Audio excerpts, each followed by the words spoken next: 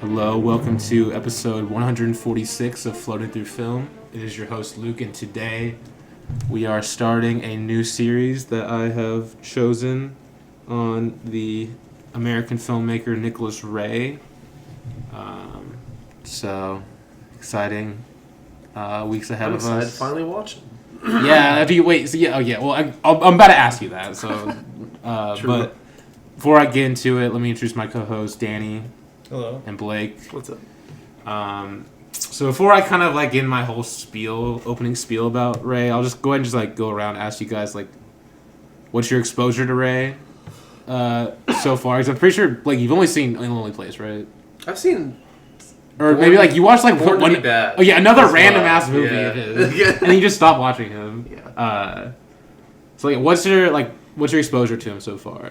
That was it. And then Hearing you and, guys like, praise him. okay, okay, and then also like say your exposure, but then also like right now, how do you view Nicholas Ray like as a filmmaker? Like what do you think of his like? Because you're like the audience. Yeah. Everyone's done their homework and have listened to watched these two movies already.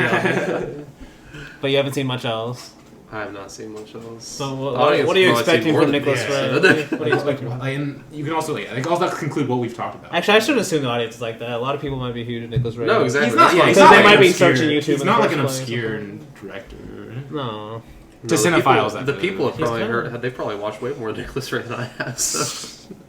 No, but I love In a Lonely Place, and I really liked the other one we watched. They Live by Night this week. Yeah. I don't know much about him except that he was the godfather to the French New Wave, apparently. One of you them. guys One love of him. them. Giant Guitar is the greatest movie of all time, which I'm excited to watch. It's up there. It's in contention. That's all I'll say. No, but I definitely love the way he shoots his movies, honestly. Like, the way he seamlessly flows between storytelling and visual storytelling, honestly. Because a lot of it is things left unsaid between the characters, especially in They Live by Night. Well, actually, in both these movies, honestly. I would argue that's like one of the main things about him. That is one of the most important things about him. It's something that I love about Turner, obviously, like that we've talked about, is like he leaves things off screen, like unshown almost. And this one, in Nicholas Ray, is like he leaves things unsaid and unspoken between the characters, but his camera does the work. Okay, yeah. And that's or why just the from faces these do the first work. two. The I would they might hate me when I say it's the acting does the work, but like specifically the facial expressions, and then a lot of times too the dialogue. At least the way they speak the dialogue, I would argue, does a lot of it.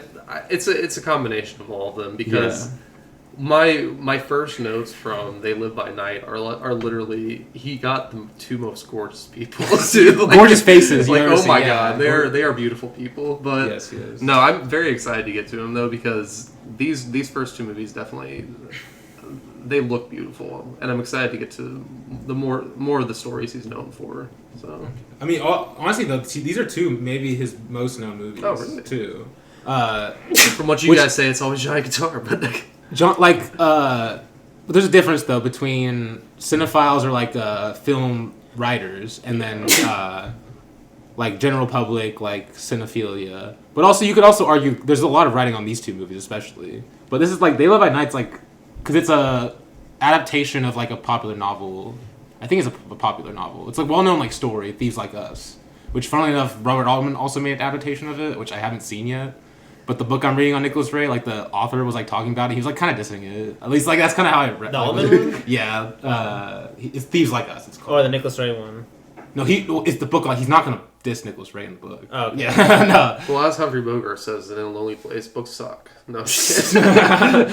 I mean, No, that book that he was making. Yeah. That he was making, yeah. but honestly, for filmmaking, books they're good. Like, they're a good reference point. But if you just try to adapt a book, Yeah, it it has sucks to be most of the different. time, so. Yeah, for sure.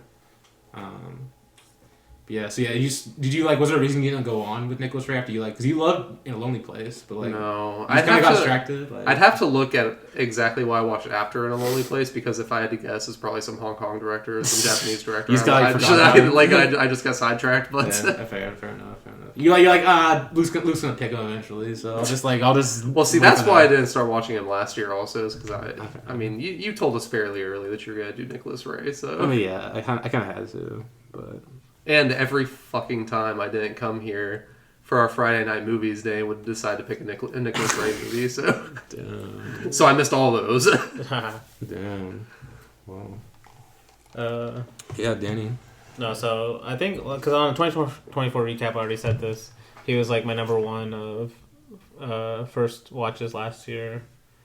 So yeah, I really like him. It's interesting. These early ones. Like, I actually like them both more on rewatch. Okay. So you were kind of apathetic towards them when I mentioned. Well, no, I gave them both 4s. So when I said I was gonna do them, you're kind of like. Well, like they're not his best movies to me because like when I think of Nicholas Ray, I think of him as a. That I kind of agree with. Like, although I still love him. Like he'll start to find more of his own style in his later movies, and he becomes, especially in his later movies, more of a to me like a. Painter and more of a poet too. Like to me, he's one of the. I know you said that Godard quote. He's like the film. He's Truffaut quote. The Truffaut. Poet of Nightfall. No, but the Godard one is like he's the cinema or something. Oh yeah, the cinema's Nicholas Ray. Poet of Nightfall. Yes. Yeah, but really like to me, he's like a poet and a painter. He's more of like a poet too. To me, like all great filmmakers are poet, and that's why like I really love him and why he stands out because it's like. But both these early movies have some of like that poetry too that I was realizing more on rewatch. Of like when I say poetry, I mean like he doesn't like explain what's going on clearly. No, on purpose for sure. You know, so they feel kind of messy on the surface of like what are people feeling and stuff. Yeah. Especially in A Lonely Place, like yes. he never exactly tells you how to feel about Humphrey Bogart. You know. Like whether he's a bad guy or not. Yes, like I guess I'll just say my thoughts for that. Yeah. I have more to say on it too, but I mean, just like you'll have this kind of like uneasy feeling while you're watching his characters, and he'll use like traditional models, you know, like a western or something, or like these kind of the old Hollywood model. Yeah, he's using all these old these genres, but he's like doing really interesting things with them. Yes. And that's on top of I haven't mentioned like the painter part of like the visual storytelling, like Blake said. Yeah. That just like in these early ones, he still kind of feels like a little and more in the studio, kind of they're shot more traditionally and stuff. I do agree, although I still think it's amazing because there is kind of these like studio moments, even though you still kind of see it in some of his later movies. But you can still very much see a lot of like key Nicholas Ray trademarks like quite a bit in these movies, especially like. I would say what makes him maybe a bit different is he's a bit more singularly focused in these two movies. He definitely creates more of a world. Not that he doesn't create a world in these, but like in the ones he's more focused, he's more outwardly focused, I would argue. But we'll talk about that when we get to it. And there are some stunning shots in both these movies. Oh, absolutely! Like, oh my god! That you can't say was from the studio, obviously. Yeah. No. I'm just saying they're more shot traditionally, and then you'll start noticing more his own style later on, like. Okay. Yeah. Where like these kind of cutaway shots will just be so insane, and just like the kind of building of the worlds will become more important. I feel like in some of these later ones. Oh yeah, the worlds though he creates in his movies in these two are also really interesting in my opinion. Yeah. Even though they are more both like just the more traditional lover, like they're in that kind of. Even though the first one's more like tragic lovers, and then this second one's more. It's also tragic. I shouldn't say it's more. It is, yeah, it is. But that one's more. I wouldn't say traditional. It's just kind of weird, honestly. In the place, like yeah. I mean, yeah. Well, yeah. We'll talk about that. I liked it more this time too. Okay. But yeah, I just love Nicholas Ray. I was mentioning he's like the poet, and then I started this book too. I don't know. It's called I Was Interrupted. Nicholas Ray Making Films. Okay, I know about that. So it's like it's basically just like I guess a group of lectures that he gave. Okay, yeah. And they like wrote them down. Yeah. And late in his life he was like a lecturer at I forgot where. I love reading like what filmmakers like their own kind of thoughts and stuff. So I'll probably read multiple like quotes throughout. Okay. But one thing he says is it's like one of my favorite things about him. Why I love him because it's like and also the reason why I was probably hesitant to start him for a while too, because it's like a lot of his movies seem very traditional Hollywood if you're looking at them. Yeah, like Bitter Victory, sure. like Bigger Than Life. Bigger Than Life. I mean, all of them. Like Rebel Without a Cause is his most popular one. You still haven't seen it though, right? Yeah, that's probably why. It's a great film. But still, like, so he's like telling the students, like, he's actually honestly talking about, like, how he doesn't want them to, at least while they're at class, he doesn't want them on drugs or on alcohol and stuff. But what he says, the first part of that, he says this quote: "I'm not a moralizer. I don't believe any artist should moralize in any form of the word." Okay. That's my favorite thing. It's like he's using these Hollywood genres, but that's my least favorite thing about a lot of Hollywood movies in general, or just studio movies, is they're moralizing. You know, they tell you what to think exactly, and like the good and bad is defined clearly. Versus like in The Lonely Place, it's like we really don't know how to feel about these characters at the end, or like you can feel either way about them. Yeah, well, and you can also what makes it also sort of interesting is you can tell Nicholas Ray also sympathizes with his main characters, which becomes a bit muddy, especially in A Lonely Place when Humphrey Bogart obviously. Actually, that's the whole point of the movie, though. Yeah, it's like we sympathize with not good people a lot of times. You know. Like why do you think she fell in love with him in the first place? Exactly. Like, for sure. I mean, that's the whole point of They Live by Night too, basically. Yes, exactly, same thing. Yeah. Because that maybe I'll before I let you talk, it's like that's the last thing I noticed about these movies. And another thing I learned about the book is like, so the first part of the book is like there's this probably like 30-page intro of Susan Ray, which was like the last girl he married. They had like a huge age gap, but like she was like writing her thoughts on him, like, and it's called Nicholas Ray's Autobiography, Susan Ray on Nicholas Ray. Okay. So it's pretty interesting, her thoughts on him. And she wrote... actually, that's also in the book, but this part I'm going to mention is actually from a different part where a different author wrote just like a small biography on Nicholas Ray. It's like it's 5 or 6 pages. Yeah. And that one is kind of interesting to learn about like all the stuff he did in his career. Yes. And he mentioned how in A Lonely Place is like basically... Because he also... Nicholas Ray married the lead actress for the. You talking about the whole scandal? I don't know about the scandal. I'm just talking because Nicholas Ray. I'll just explain real quick. Okay. Nicholas Ray married her. Yeah. And then I guess at some point they got divorced, and then Gloria Graham is her name. Yeah. Married his son, or got together with his son. Dang. And then apparently, I think she may have gotten back together with Nicholas Ray too after that. Oh, sure. Insane Wikipedia read, let me tell you. I know. Yeah. All he said in the biography was a film noir about the making and disintegration of a couple, reflecting Ray's own relationship with Graham. But I did not know all that. Yeah. But like, I was mentioning that mainly because I can also see Nicholas Ray in both the leads. Like he, like this kind, especially when I learned about like Humphrey Bogart supposed to be kind of Nicholas Ray. Yeah. I can see the same kind of like these men that women fall for that aren't necessarily great guys, but like yeah. But like the filmmaker actually understands they're not great guys too, and both of them end up not getting the women too, which I also like. Okay. In separate ways. Yeah. In very different ways. Yeah, like extreme opposite ways. But that's what I'm saying. The movies follow their own logic. Well, that's just like another reason why I know. Like I love Ray so much because it's like he uses these formulas, but he actually understands what they're doing, and so he's like more honest with them. I feel like because it's like he tells a tragic story, and he's actually willing to make it tragic. Yes. Know? Okay. Yeah. Or he tells like a story about more like characters that maybe shouldn't be together, but then they want to be together, and they actually don't end up together. You know. Okay. Yeah. Where I'm saying, like, that's my complaints a lot of times, where it's like you get these stories and then, like, they don't follow through, you know? Okay. They still want them to be together at the end. And there'll be some kind of big revelation, which will be usually a speech or something. Or a song or whatever. It's a musical. Okay.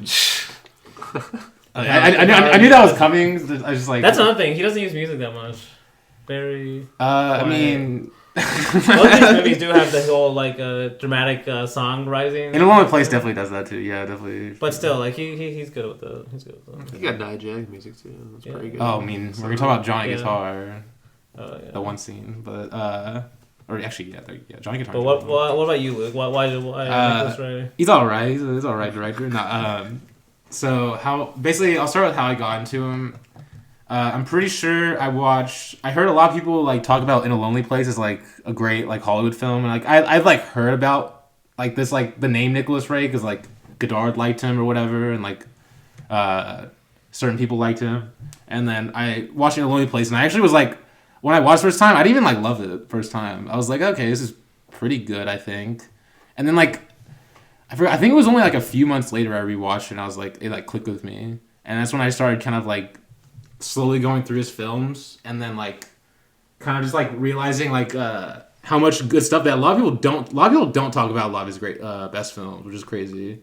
Like I never heard anyone talk about The Lusty Men or Bigger Than Life or Bitter Victory. And I watched it, and I was like, holy shit, like people should be talking about these all the time. Like it's unbelievable how many like bangers he has. And so yeah, that's kind of how I just like started getting into him. I guess like the first, like I would say like one of the things that like stood out to me, how he affected me in terms of like why I like was so drawn to him was like the first thing I remember like really like associating with him is just how like genuine his films feel. Like when someone says something, or when someone if a character in his films like almost like they're almost so iron-willed and just so like every word they say or action they mean, they really feel like they mean it for some reason. And it always like it was a mystery for me for a while. Still a little bit is, I would say. I think I understand it more now, but like it was always just so fascinating. It was like a mystery. Like how was he able to do this? Like I remember simply watching like Johnny Guitar for the first time. I was like, how like these scenes of dialogue, what separates them from other like typical movies that use dialogue have also similar dialogue scenes. It's just like it's sort of been it sort of was like a thing I was like trying to wrap my head around. I still kind of am, but I'll have some like I'm starting to understand, and hopefully through the series I'll also understand him even more than I do. Always looking to do that. So in terms of like okay, so do you guys have a guess? Okay, Dan, you might know because you've read something about him. Do you know what art form he was mainly known for? Theater. Before he got into film? Radio? Is radio and something else. Because I read the short biography. I know he did radio for a little bit and theater. Architecture is the other one. Architecture. Yeah. Which, I mean, you said about the painting aspect. Yeah, okay. Makes a lot of sense. That's kind of like his background, basically. Because I'm always interested in like the directors we choose, like the backgrounds they get into it before they get into filmmaking. And then obviously gets into filmmaking. They Live by Night Lily's his first movie, which is actually very impressive for an old Hollywood director.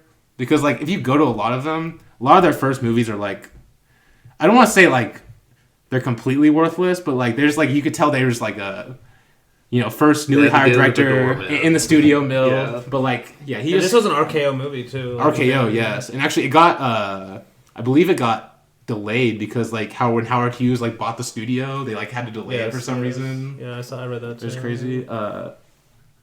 And then like it kind of like shattered the film a little bit, like the financials of it, but it ended up like kind of like becoming a lot more loved a bit later, which is, I mean, is a big part of Ray because he's a big. You can't read any article about Nicholas Ray. It's similar to Altman. Like every time someone talks about, they have to talk about he was the black sheep of Hollywood. Like he was just the weird kid in the corner or whatever. Which I mean, it's kind of right because like he wasn't like. I don't think he was as populist as someone like John Ford or Hawks. He definitely was more kind of like. I don't think he was quite B movie-esque. No, because he always worked with different studios. Yeah, like I mean, he had some hits too, like Rebel Without a Cause, which you could argue is a big part was that James Dean boost for sure. Yeah. But then but he still was kind of like in that. I don't know. It's like this kind of space between like an A, like the blockbuster, like mainstream, and then the B movies, basically. In fact, I'm pretty sure I've heard people call Johnny Guitar a B movie, or at least like compare it to a B movie, which is interesting. I don't know if it has elements, I would say, maybe in terms of like the campiness, but we'll get to it. But yeah, so Nicholas Ray, it's also something about the Hollywood all the mix, kind of like a bit hard to talk about sometimes is like how to like identify civically his like how his form and style basically, or his themes and styles I should say, because like you get like the whole like obviously because like his themes are very interesting. There are very common themes, but but it seems like every time I read writing about him, it's just like they just like throw out a bunch of themes and then like it's a lot of time much harder to pin his formalism. But I think that's because of him being in the Hollywood system. So I kind of have some things about like some aspects I see in Ray that I'll kind of bring back into the fold throughout the series that I kind of like think are important. So like in terms of like themes, I would say he's very interested in society, and especially societal pressures on like basically people in general. We'll see in like they live by night in this episode, and then also like Rebel Without a Cause, how it affects young people. But then also you get in like basically like In a Lonely Place, and I would say like Bigger Than Life, how society affects maybe like the individual, like the just like regular adults or like a family. Like he is, it's something he's very interested in, and like it's not something that's interesting about. We talked about like his world building, but the way he gets that is really interesting to me because he also, a lot of it is he doesn't exactly show society in the same way like or represent society, you could say, as other filmmakers, because he kind of it's interesting because he makes it more. He's more interested in like portraying it through the characters themselves, or like through these like little like side characters. Mm-hmm. I think I think like every like Ray movie has these like little characters that help like almost like they're like in the moment they're like they fit in the movie, you could say, but like if you think about it more and more, like it's sort of like they're sort of representative of a larger whole, you could say. You could see it throughout. I'll bring up examples when we go through it. I mean, but They Live by Night has some good examples. Yes, the pastor guy, the $20 marriages guy. Oh yes, that guy's a great example. I literally was thinking about that guy too, because like that guy. I was thinking just like from the girl's father, like little hints of why she'd want to run away in the first place without ever stating it. Yes, yeah. The lady that has the husband in jail. Yes, same thing. Yes. Exactly. Yes, all their motivations are kind of like hinted at. But the thing is, what's interesting about Nicholas Ray is he's never like he always understands. Like he's not like he understands why people would act that way. For example, I don't think he would exactly blames the lady for giving up. I can't remember his name. Why I can't remember? Like the main character in They Live by Night. I can't remember his name off the top of my head. I'll find it out.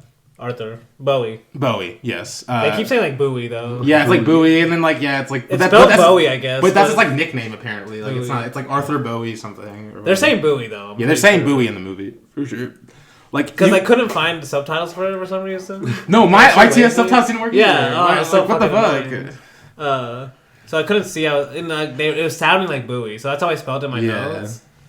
But then it says Bowie on Letterboxd. It's like probably some like regional difference between the pronunciation or something. Yeah, but I was saying like you can understand her motivations or like why she would give him up, even though he's the main character. You understand that he's innocent.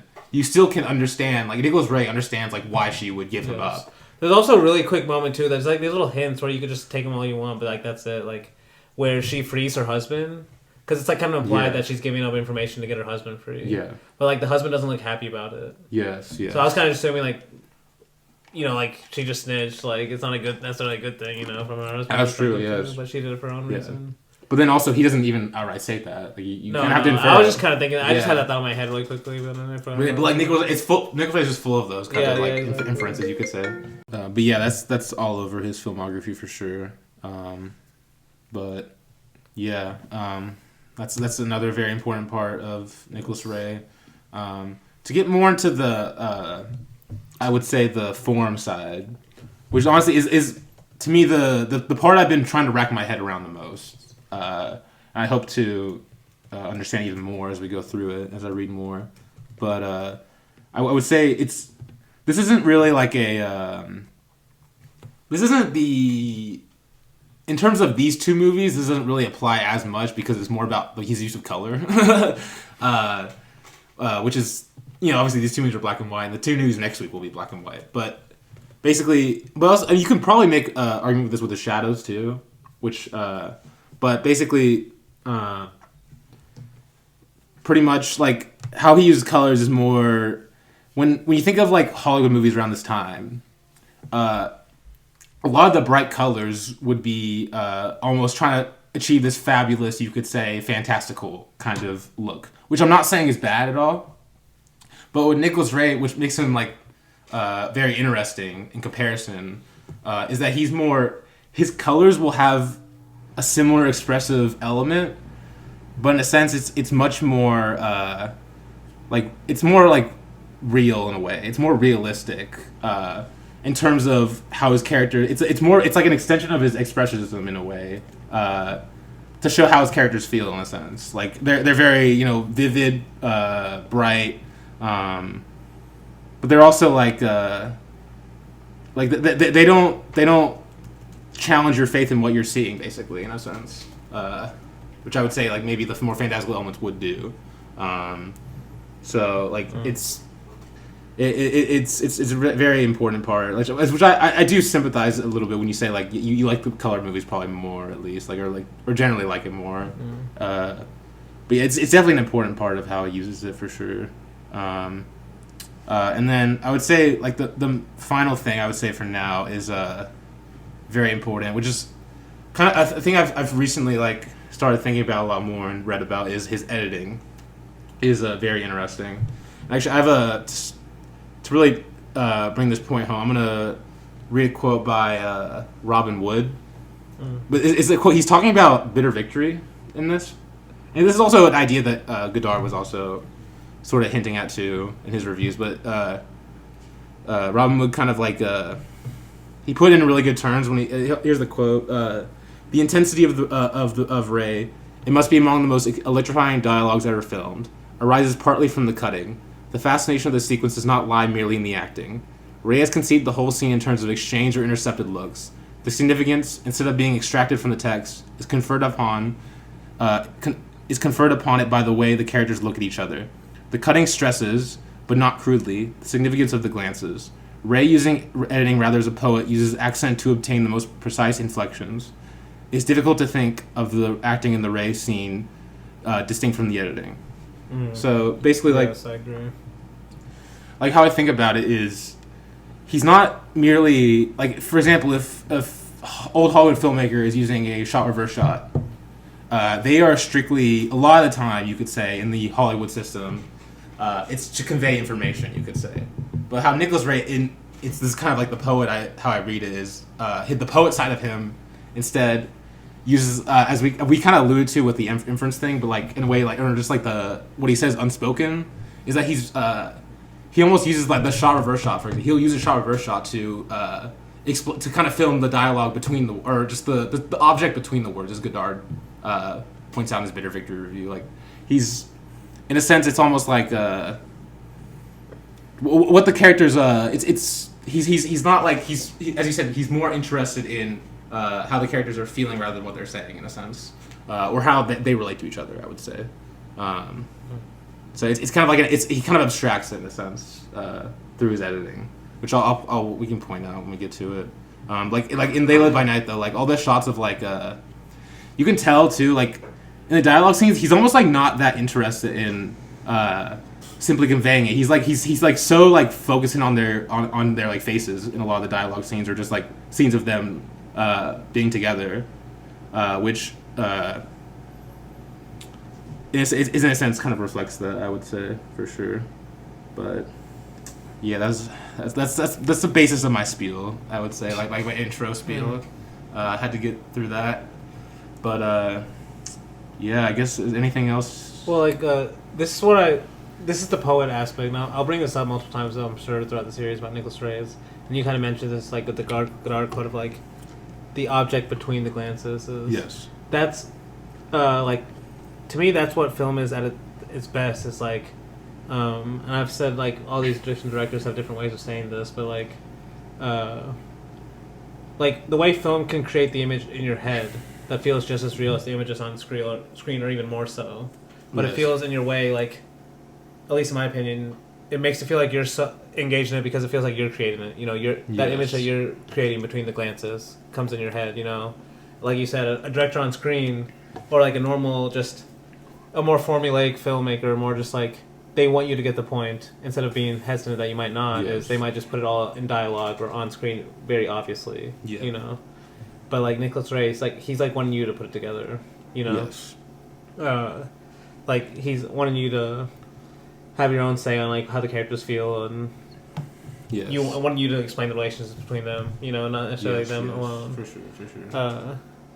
And this is kind of like this is another thing because so far I've only read the beginning of that book where he's like kind of like introducing the class and stuff. But it's like another part that like I just thought about how he makes his films in terms of like how he's like because he's talking about how he wants to teach the class, and he says, "Quote: We're all dependent on each other. If you want to work here, you got to have a spine. Where I have not been clear about the function in the relation of the individual to the group and the group to the individual, I expect you to use your memory, curiosity, observation, and intelligence to sift through it for yourselves."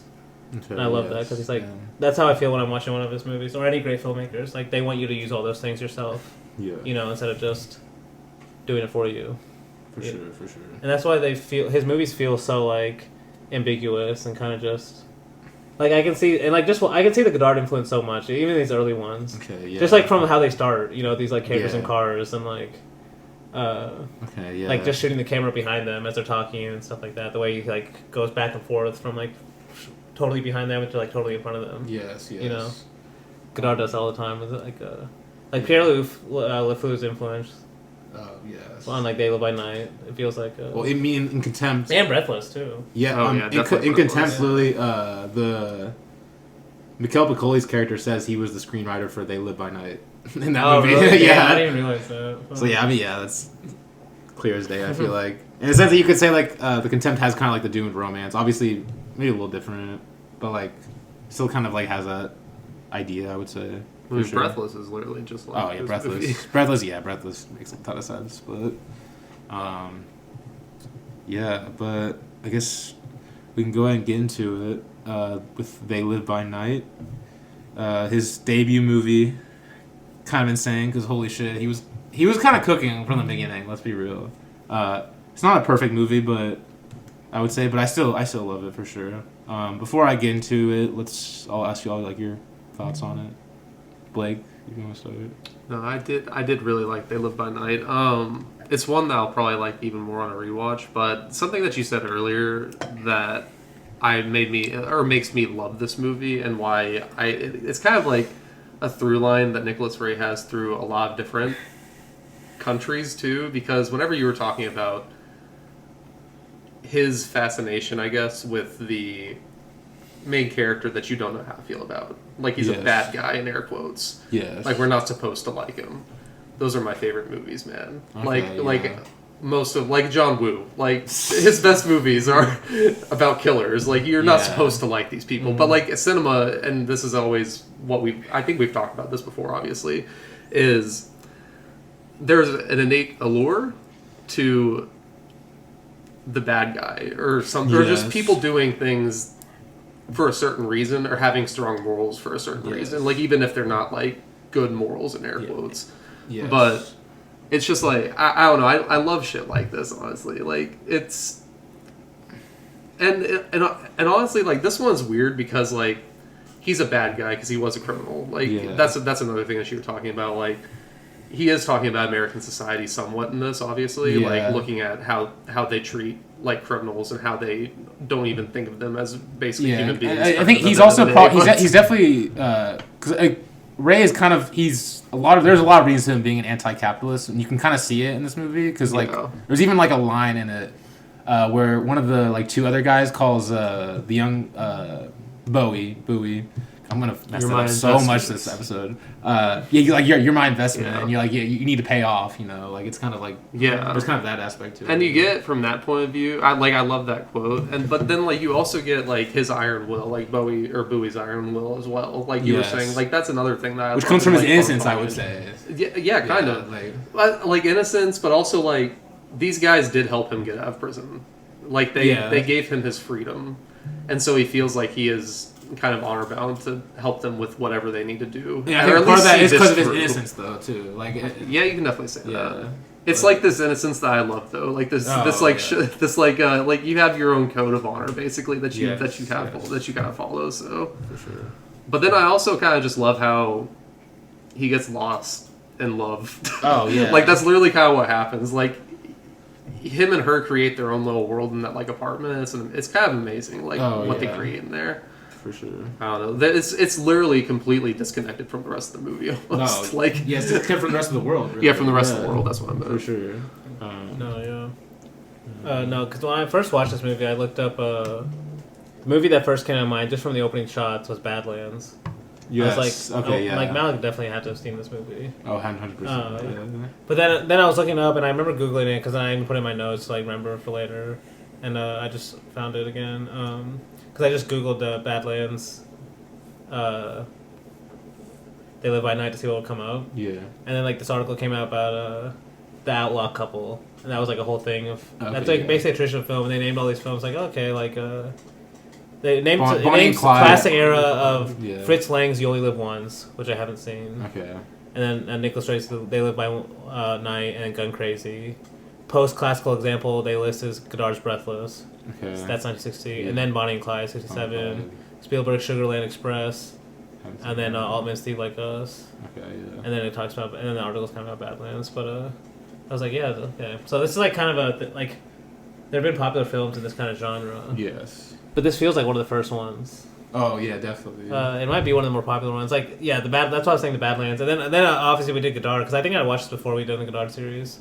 So then after doing the early Godard again. Yeah, it's like so obvious. Pierre LeFou, like you just create your own world, like trying to be apart from everyone, but like you know that world's not gonna last, and so you're trying to like there's like a tension. Honestly, there's a lot of connection you make between this and Pierre LeFou. It's crazy. Yes. Oh my gosh. But yeah, then even also Breathless, same thing. Yes. Just that's the idea of like running off with the guy, like you don't even know really.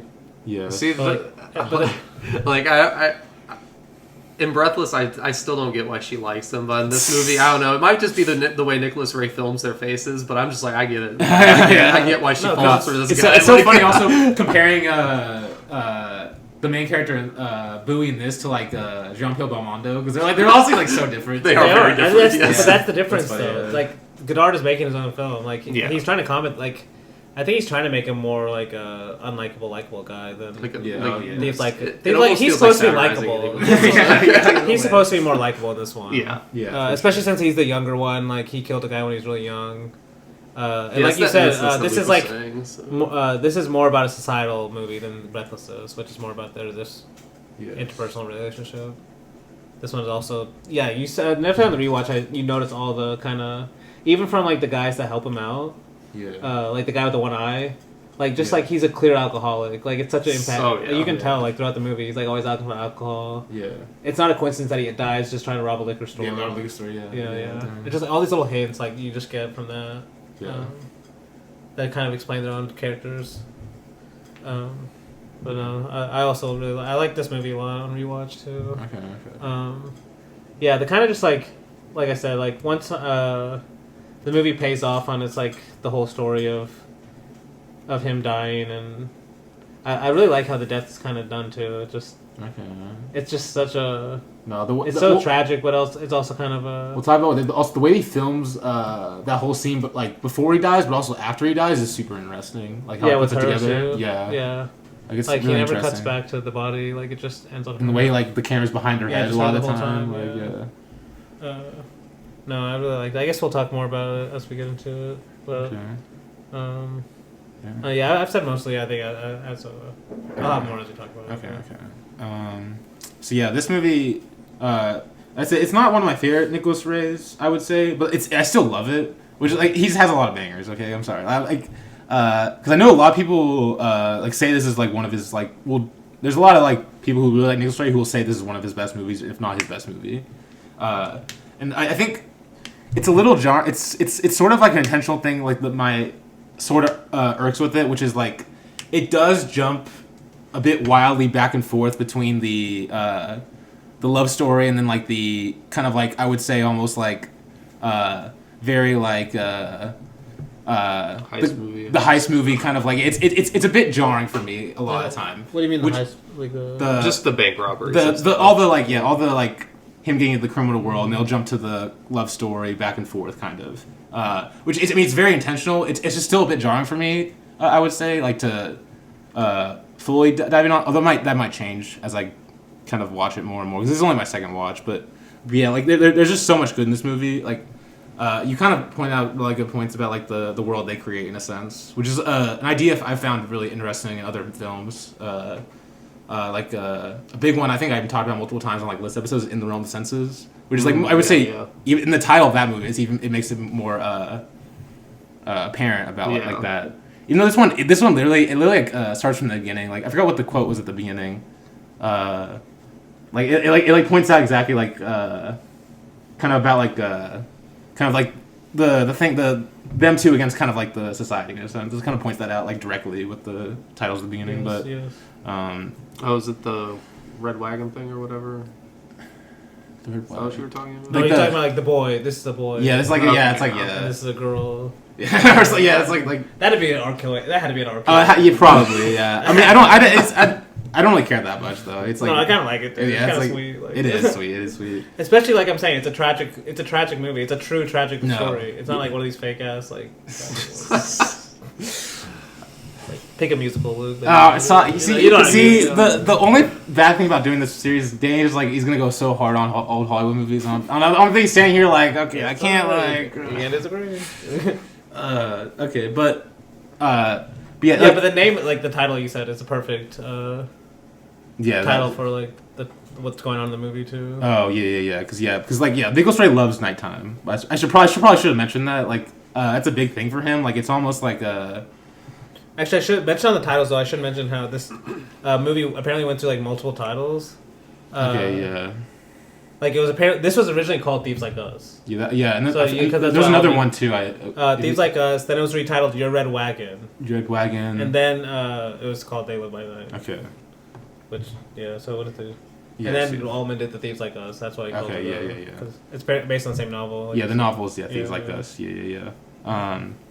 As we kind of already pointed out, but like the way in a sense like these two like almost like purely innocent souls, you could say, like maybe not pure, but just like very innocent souls. And sense kind of like somehow finding this like as you said world in contrast to this like very like he's not like this very hectic society that he's not afraid of like making super hectic. Like it's honestly that's maybe part of the jarring part. Like it's so insane like he's not holding back in terms of the heist, like in terms of like how kind of like I would say rough a lot of like the characters are in those like heist scenes in comparison to the love story. I would say it makes his point very very much further. But just like this movie really to me is like made a big part just by really just the glances, but how them two like look at each other and just like certain scenes. It's like. Really, that's all you really need, really, with this movie. But, I think that's like mainly what makes up like a big reason why I love this movie. So, we can go ahead and get into it though. And we kind of get an interesting opening because it kind of is. It's sort of like it's the opening kind of like almost like introduce you to this kind of like two sides.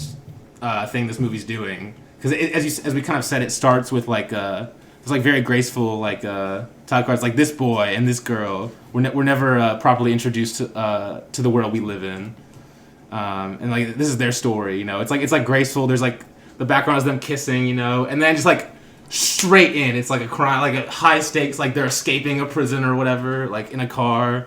It's like it just throws you right into the mix, which I love. And kind of just like it sets you up with like okay, this is what we're gonna go back and forth from in this movie. But yeah, basically the whole thing we're kind of gradually revealed stuff as we go. But basically like but Bowie's basically is in prison for murder. It has been in prison for like what 7 years I think, because he like went in when he was like 16 or whatever, and pretty much like it was for murder. But what makes it a bit complicated is that, like, I think they said, like, he was really just, like, the only one in this group that got caught. Like, they didn't actually know if he did the murder, which kind of becomes a recurring theme that comes back to him. Like, he, like, gets constantly pinned as, like, the ringleader or whatever of whatever crime he committed when he really didn't. Which is funny is, it's not the same thing, but the idea of, we don't know if he did a murder or not, that's the same thing in A Lonely Place, too. I guess, yeah, true. Yeah. That's also just like this idea I was saying, like I thought this ambiguousness of Nicholas Ray's movies. Yeah. Like, just another example of that. Yeah, for sure. Yeah, because it is funny, like how much. Yeah, he's saying he even says he's a murderer at one point. Yeah. like when he was younger. Yeah, and then you're watching the movie and you're like, you're not a murderer. Yeah, like No, there's yeah. no way. And then you're watching You're taking the girl's side. yeah. You're like, And then you're watching it at a lonely place and you're like, ooh.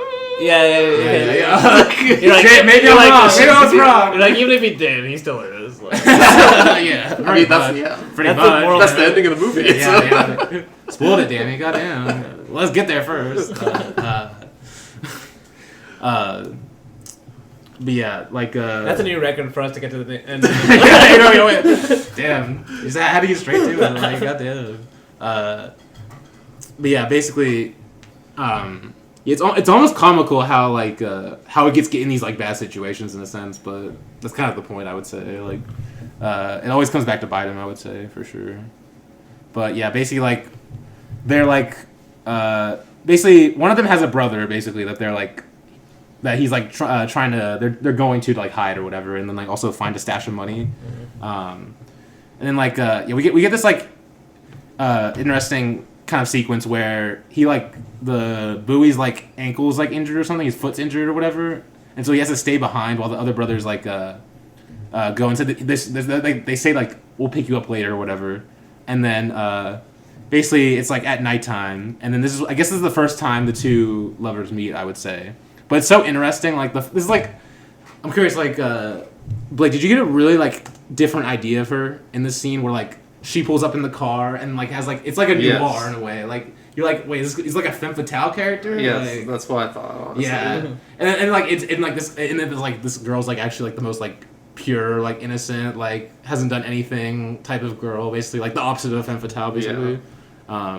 Well, she put on a hard edge that made you think that she was in this type of world too. So. Yeah. I guess it's almost like a mask, I would say, for sure. Yeah. I mean, she kind of is through her dad. That's true. That's what I was saying. Like, that's true. Like we kind of get hints of why she would want to run away through her father.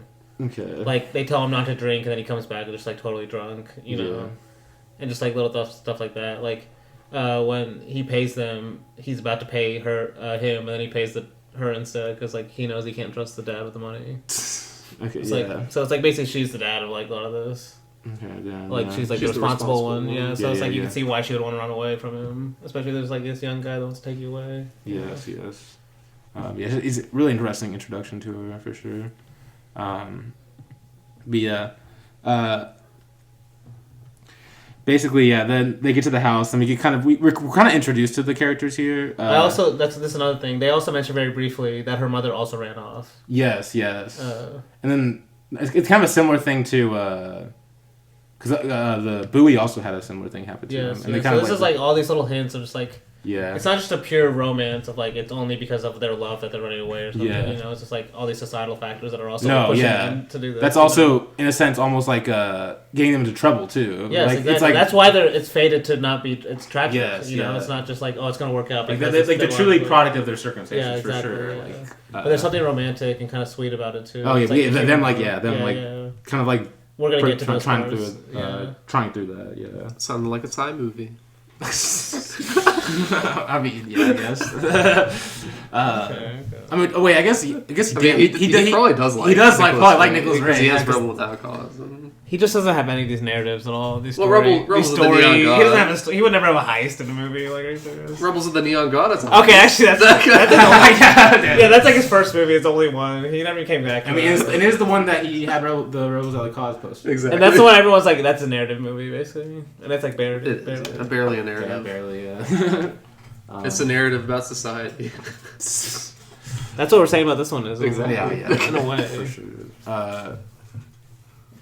Yeah, but yeah, we're kind of introduced to the dynamics, like how these characters are out. We're introduced like the brother that's like a drunkard or whatever. Like they mentioned how they want to buy a secondhand car. I'm like, that's a ripoff or something. He's like, and they say, I guess the former title of the movie where the guy's like, they're thieves just like us. Yeah. They're talking about how like they're trying to rip us. Like, pretty much. Yeah. Used cars and so. I guess that probably goes into like the capitalist, like anti-capitalist exactly. Film, for sure. Yes. But basically, they're basically so they broke them out of prison, but they're basically planning a heist, pretty much. They need money. Because they need money, basically. I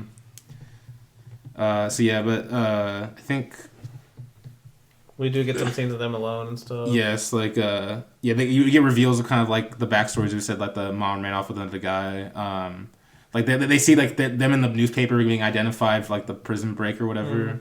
And then we also kind of like, this is what we're supposed to imply, like they're also both very innocent in their own way, because like she's innocent because she's been like with her dad, like assumed alone, like no experience with and then like he's been in prison for 7 years and he already looks super young, so you're like, damn, how long has this guy been in prison? Damn, like damn.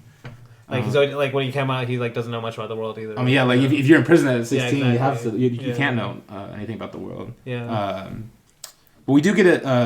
I would say like the next scene that comes to like major scene, I would say, is like it's the interaction between the two when she's like filling up the water bucket. And that's what I'm saying. Like the way Nicholas Ray just like has uses the shadows, but also just their faces in general. Like she's like lighting up the water bucket and like lighting the cigarette, and then he's like behind her and stuff, like just kind of like almost like admiring her, I would say, in a way.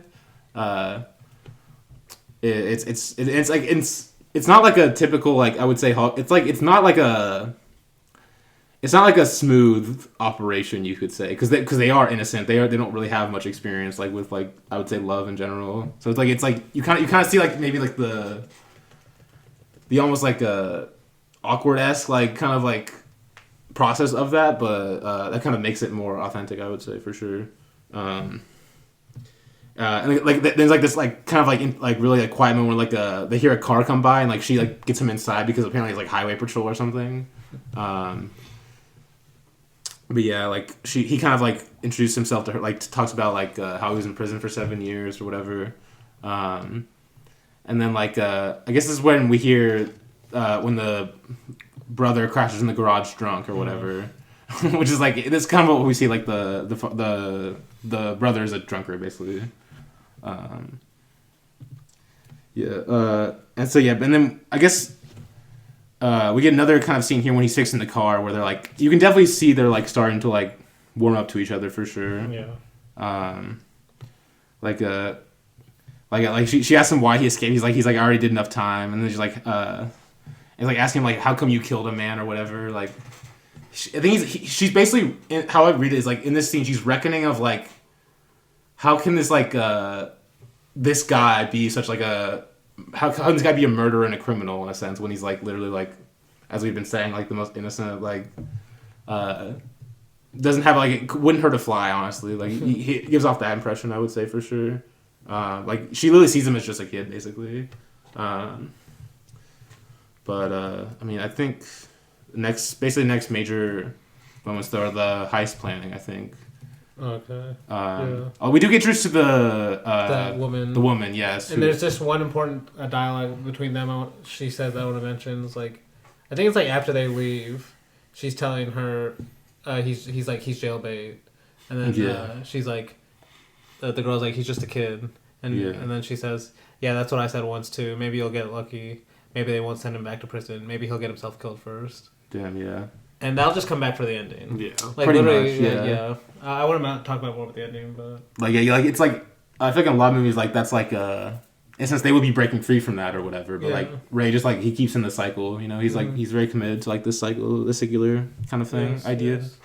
But yeah, basically we get the heist planning scenes where like pretty much he goes and scouts. Yeah, he's the driver basically.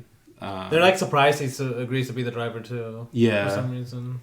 I guess I'm not really. I guess maybe because he's like younger. I feel like maybe I don't know enough though. Like there's something implied there. Maybe it's more dangerous or something. I don't know. Yeah, but like he's also like scouting out the place too. But like he also like kind of gets distracted by like getting a watch for the for the girl. Like it's but he still uses it kind of skeptically because he gets the guy to bring him into the bank and he like looks at the bank and stuff. But like yeah, I should also say his fits in this movie too are kind of crazy. Like the suits he's putting on, like leather jacket, like damn, okay. But yeah, basically he scouts out like kind of like the routine or whatever of it, and he it's a kind of like cool moment where draws out the map for them too, like on like the newspaper or whatever. But yeah, basically the heist. This is the heist scene basically. where like he's basically waiting for them to come out after like they run inside, and then like the watch guy comes up to them and is like how'd the lady like the new watch? And he's like but he's like kind of getting nervous because like they're about to come out, and so he just like basically pushes him or like pushes his face like, the guy like falls back, hits his head or whatever, and then like he like speeds to get them. And this is basically from the very beginning of the first heist. Is like everything's going wrong. Yeah, pretty much. And like you could say like I thought they think it goes right though. They think it goes right. At least I guess towards the beginning it goes right. They do get to run away for a little bit. Yes. But like well, then they get a lot of money apparently. They get a lot of money. Okay, so yeah, it does go somewhere right. But it's kind of funny, like this act of violence you could say that he does is like literally just like trying to keep him safe in a sense, because like the two guys are about to run out, and like if they see him there, like they're gonna, who knows what they would do to him, like maybe like shoot him or whatever. Well, it's more like he has to be there right when they run out. Like, that too. Yeah, like it's on a time. He's on a time thing for sure. So. Yeah. But they do get away. Yeah, they like light the car on fire. Yeah, Pierre Le Fou. Also, just put that together. There we go. Just put that together. Damn. That's crazy. I didn't even think about that. I kind of wish I rewatched this movie when we did the Good Art series, because like, damn, I was like, crazy. There's even more I could think of, but yeah. So yeah, basically, they then they go and like buy new stuff to like basically. Yeah, but yeah, they're basically enjoying their. That's like the first example of them trying to blend in with society. I think like one of them says like you gotta look and act like other people to him, basically, because he's like so like. No, because that'll come back later for like, to me at least, when we see them trying to act as a couple, you know. Yeah. Okay, yeah, for sure. He like gets a new car or whatever, and then like immediately crashes it. This is what I was saying. Things are starting to go wrong even like right away. It's like they get in this crash, and this guy has to shoot the cop just to get away. Yeah. Damn. Yeah, because he gets like seriously hurt, and like and then of course like, and then we find out later on that like he's like, because of like the evidence or whatever, the scene, like he's apparently like now is like pinned as like, oh, he's the one who shot the cop or whatever, is like the ringleader or whatever because of that, even though he was literally the driver and didn't even shoot the cop, you know. But yeah. And then I think she then this is, I guess this is more scenes, this kind of comes to more scenes of the two lovers, because like, she like is like nursing him back to health or whatever. I guess this is where he kind of like I guess this scene were more revealed, I guess, of her in a sense, I would say, like, because she's like talking about like he's asking like if she's ever had like a boyfriend or whatever, and she's like she's like saying like, no, I've never had one or whatever, and then like no, he's the father like that. Yeah. And like it's such a sweet scene too, because like he's getting like scared by the wind. You're like, this is it's crazy. This dude's like caught up in all of this, and he's like literally like scared of wind against like against the house, you know. And, like she doesn't know what like other girls like, you know. Like she's just so like out of it, like sort of like how he is in a way. And then basically, like, this is, I guess, was where she basically agrees to go away with him, pretty much. I guess to keep the heat off them, I'm assuming, is kind of. There's also, like, a sad moment where, because like, he's been, like, selling this lawyer idea he has. It's, like, going to Tulsa, and, like, the lawyer's going to help him, like, get free of his charges. Yeah. Because they haven't run away from prison. Yeah. But then, like, she says that, because, like, he has all this money, he's going to get this lawyer now. And then, like, she holds up the newspaper of, like, they now think he killed this new cop. Yeah, it's like basically all that plan has gone away. Yeah, pretty much. And so, but like that's why this kind of new plan, even like you can even say just from that plan dying, this one becomes more important of him like running away with this girl. Yes. You know, just like another reason for him to do it, just outside of like just blind love or whatever. You know how a lot of movies explain it. It's just like another kind of more like realistic reason, I guess. Even though it's like. It's like trying to look for hope, you know, even in a hopeless situation. Oh, yeah. It's like running away for a girl is another example of that, especially for like young lovers and stuff. Oh, 100%. Yeah, for sure. And like it's true for both of them, because you don't understand, like, this is also when she decides to run away with him. Yeah. It's like after she finds out, it's like he's basically fucked. So, like he can't even like have like a normal life. So it's like it's like these reasons are not totally rational. Oh, you know? Absolutely not. Well, it's kind of crazy, like what they glom onto also, because like. They discard this lawyer idea after he kills the cop. Yeah. only for her to bring it back up again later. Like, oh, you should do this Yes, whenever he's yeah, going to go on the other heist again. Yeah, she's like, they'll understand. She's like, they'll understand. You only get like 7 years or something, exactly. and then which also goes into what you were saying with what the old lady said, or the lady said at the beginning with if he's lucky he'll die. Yeah. Which, because she's wanting him to go back at this point. She's wanting him to go back to jail at this point. So or at that point in the movie, but yeah. I guess that's a theme of both these movies, and maybe just Ray in general, irrational love. Yeah. And the only place we'll talk about, like. Well, to me, that's what poetry is one of the best at, is like trying to at least show rationality, like maybe not explain it necessarily, but yes. Yeah. Then, but I guess this is where they take a bus out of town, and then like we get this might be my favorite part of the movie. Yes. When they the chapel with the $20 marriages. Well, there's also that great shot of him like trying to take care of this kid that's crying. Okay, yeah, that's the mom is like, I okay, haven't slept or whatever. I'm just like, I haven't slept in 3 days. I'll get the ball at the next stop. Take care of it for because this is where we're supposed to get little moments of like the life they could have had, just like brief glimpses. So it's like he shows us the shot of him holding the baby and then her behind just like smiling, like maybe thinking about them having kids. And then of course then they go get married right after that. And they will have a kid. No. Yeah, that's true. They will. It just won't be together, like. Also, the sign blinking through the cafe or through the like cafe is such an amazing shot. Yeah, it's like oh my god. It's like he like barely draws attention to it. It's like the shot looks amazing at the cafe. But like it's like flashing to them. Yes, it's literally like a flash to them. But then he's sitting there saying like, "There's no way to be married." And then they think about it on the bus, like, "Okay, we gotta do it." No, it's just like the reveal of the chat, like the raggedy ass signs, like $20 marriages, like. But so that's like them like accepting that though is just like it is like really sweet. And then you have the waitress also like telling them about all the people that go in there. Like, okay, yeah. Because the thing that starts is the organ music starts playing too. Oh my god. Yeah. Also, this is like before they get married. He's like, "Should we get?" They're like talking about it, and this is the first time he calls himself a black sheep. Okay, yeah. Where he's like, "I don't know if you should. I'm a black sheep," and that also will come back at the ending too. And that to me is like you could say is maybe a Nicholas Ray theme as well. Black Sheep, yes. It's like he loves these characters that are kind of like Johnny Guitar. These kind of like outcasts, black sheep characters. Yeah. Outcast because it's like Lonely Place too, obviously. Oh damn. Like we were describing. But like anytime a director will say like these phrases multiple times, like I always pay attention. Yeah. Especially if they're like repeat at the end. Yeah.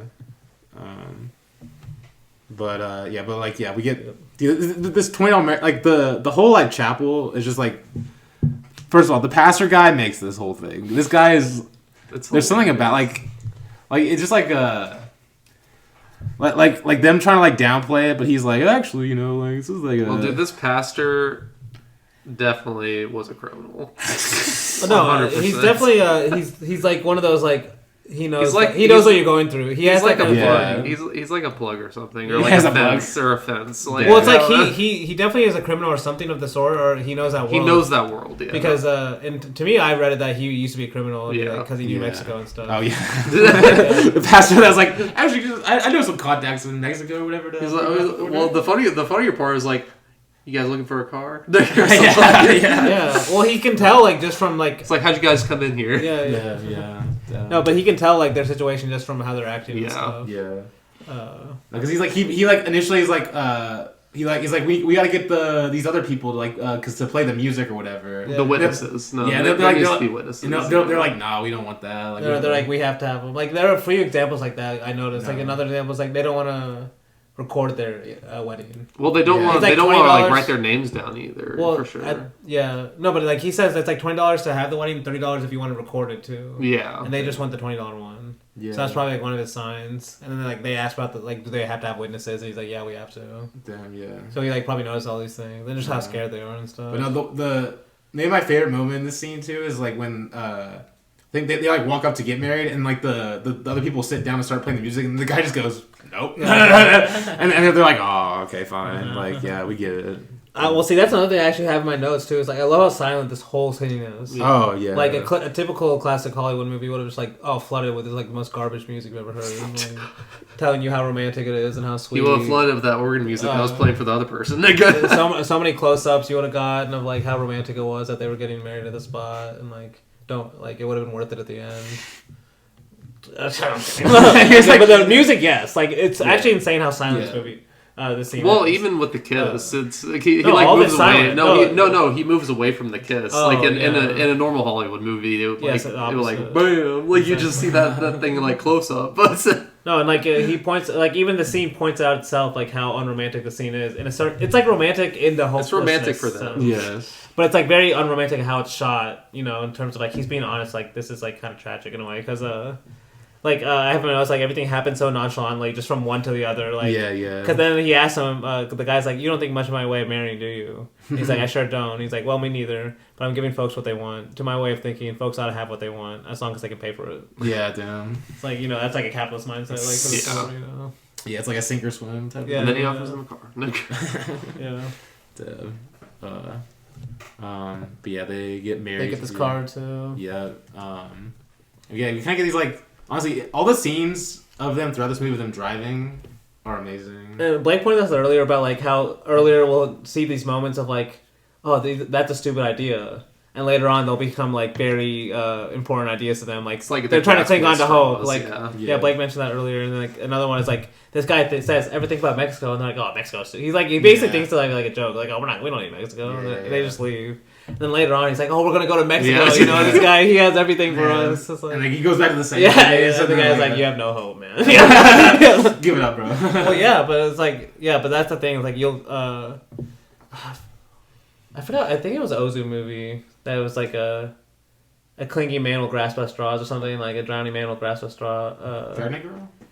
Yes, well, I Was forgot it what the drown? quote was, but I forgot. Yeah, I'll find the quote. But it's like it Well, reminds the me of Tokyo this. Twilight one. Well, it's like Drowning Girl's probably the most similar to this It movie. is. It is the most similar to this movie. Okay. Like, Yeah. Although I guess they're both criminals in that movie. Yeah. Which I guess yeah, that's another outlaw lover. I forgot the quote exactly, but it's that kind of like hopelessness, you know, like a hopeless person will grab at anything. Okay, But yeah. that also sounds like Tokyo Twilight, though. Tokyo Twilight. No, it is Tokyo. It's Tokyo Chorus. Oh! It's a drowning man. A drowning man will clutch at straws. That makes sense. Okay, that too. makes sense. Yeah, That makes yeah, perfect sense. Yeah. too. Damn. Yeah. But yeah, like yes, the scenes of them driving, like looking happy, and like him like falling asleep on her shoulder is like so good. But basically, yeah, they go to yes. Some of my favorite shots in the movie. Oh yeah, because I mean, he just like he lets their faces kind of do the do the talking in a sense. Could we do the talk? Faces do the talking. Faces do That show. that makes This show. no, that makes sense. Though. I know. Yeah, I was like, it's like it's just funny, like thinking about like because faces do talk. Yes. Like who doesn't? I guess yeah. Anyway, they go to this resort basically that she knew from her childhood, basically. Because I mean, it's like, because I mean, like, where else are they gonna go? Like, it's like the one place that maybe is a way that they're like one of them are like familiar with pretty much. And we get this the resort owner with his son or whatever, and then he like he's like I got you a place and like well basically they want to be more alone, and he's like oh must be a honeymoon or whatever. Like you could tell like this guy's like a pro at like reading people in a sense, like because I mean he's probably like done this so much. But he doesn't read it all the way though, because Okay, he's yeah. like married people always want to be alone, like implying like the sex thing obviously. Yeah. But they're just like trying to be alone because they're running away, you know. Yeah. But it kind of applies for both. Yeah, for sure. And then I think we get a cut back to Also, this is like just another small example of like just side characters like having their own little like depth to them. Is like this kid is just learning on the job too. It's just like little thing in the movie I noticed. It's like you're kind of just focused on what he's doing. Like the guy's teaching his son how he's learning. So like at one point, they say like, oh, we got it from a friend that we got this place from a friend. We heard about this place from a friend. He's like, see, a customer is always your best advertisement or something like that. Just like little lines like that, just like to make it feel more lived in, not just like everything is like movie script. Like everything just like exists for the two characters that are in the movie. You know, it's like every character have their own stuff going on. Yeah, for sure. But we get like a scene of like the brother being interrogated. Basically, he's like not supportive of the two, pretty much, because she like ran away from him. The girl ran away from him, basically. I think, and like he like gets like I forgot why he gets mad at him specifically, but like we get like pretty much like shots of like there's like amazing shot here of like them by the fireplace and they're like laying down, but their heads are like laying down. We also miss like you could say one of the themes of the movie is the cop at the previous scene, because they're talking about how like they're basically gonna be found eventually, like they can't do this forever. Yeah. And this goes to earlier like how he's always scared of like the wind. Or like, because he thinks it's the cops at one point. She's like, "Don't worry, it's just the wind." Yeah. But we start to see this throughout the movie now. It's like every time they hear the cop says this specifically. Oh, okay, like, every time they hear a knock, now they're gonna be anxious. They'll never be able to live normally. Yeah. And then he says something like, "You can say it's the movies like a heart can take only just so." He says a heart can take just so much. Oh yes. No, and like I remember because like. Now for the movie, every time you hear a knock, you think of that moment too. Like you'll notice and you their notice faces them. Yeah, every you notice time. them. Like Ray's very specific. Like they panic every time. Damn, yeah. It's the only thing that breaks through the world they crafted. So yeah, honestly. Oh yeah, for sure. Oh yeah, it's like the threat of it breaking. For sure. At any time. Damn. Because then like you get like the next like scenes are like them at Christmas too. Like the great damn Christmas movie. Okay. Could have done it. No. It's like like this is like, one of the ones that has Christmas in the movie. there's one scene, like one or two scenes basically. I mean, the Christmas tree looks really good in black and white, so it does.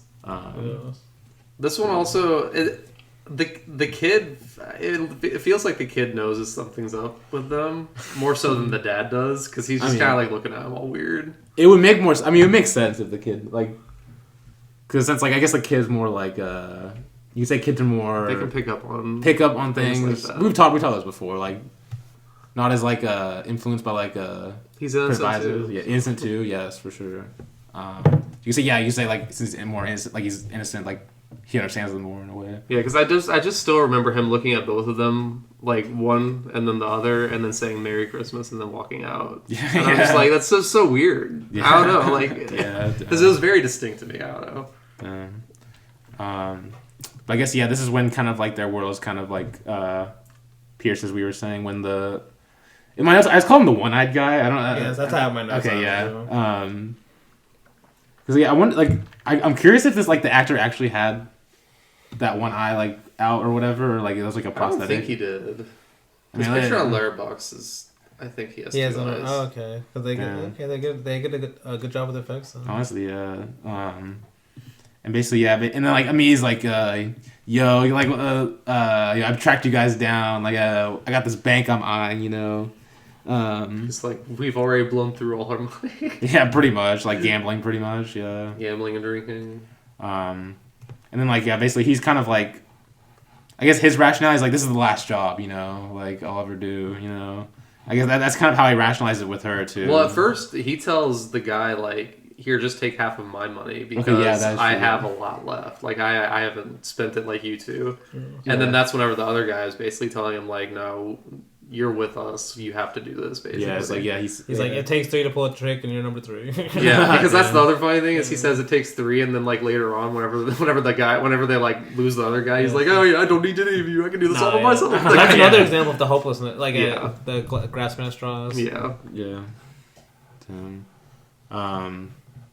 And like his rationale to her is like he has to. This is like that iron will that you were kind of talking about. Yeah. Definitely something that I see.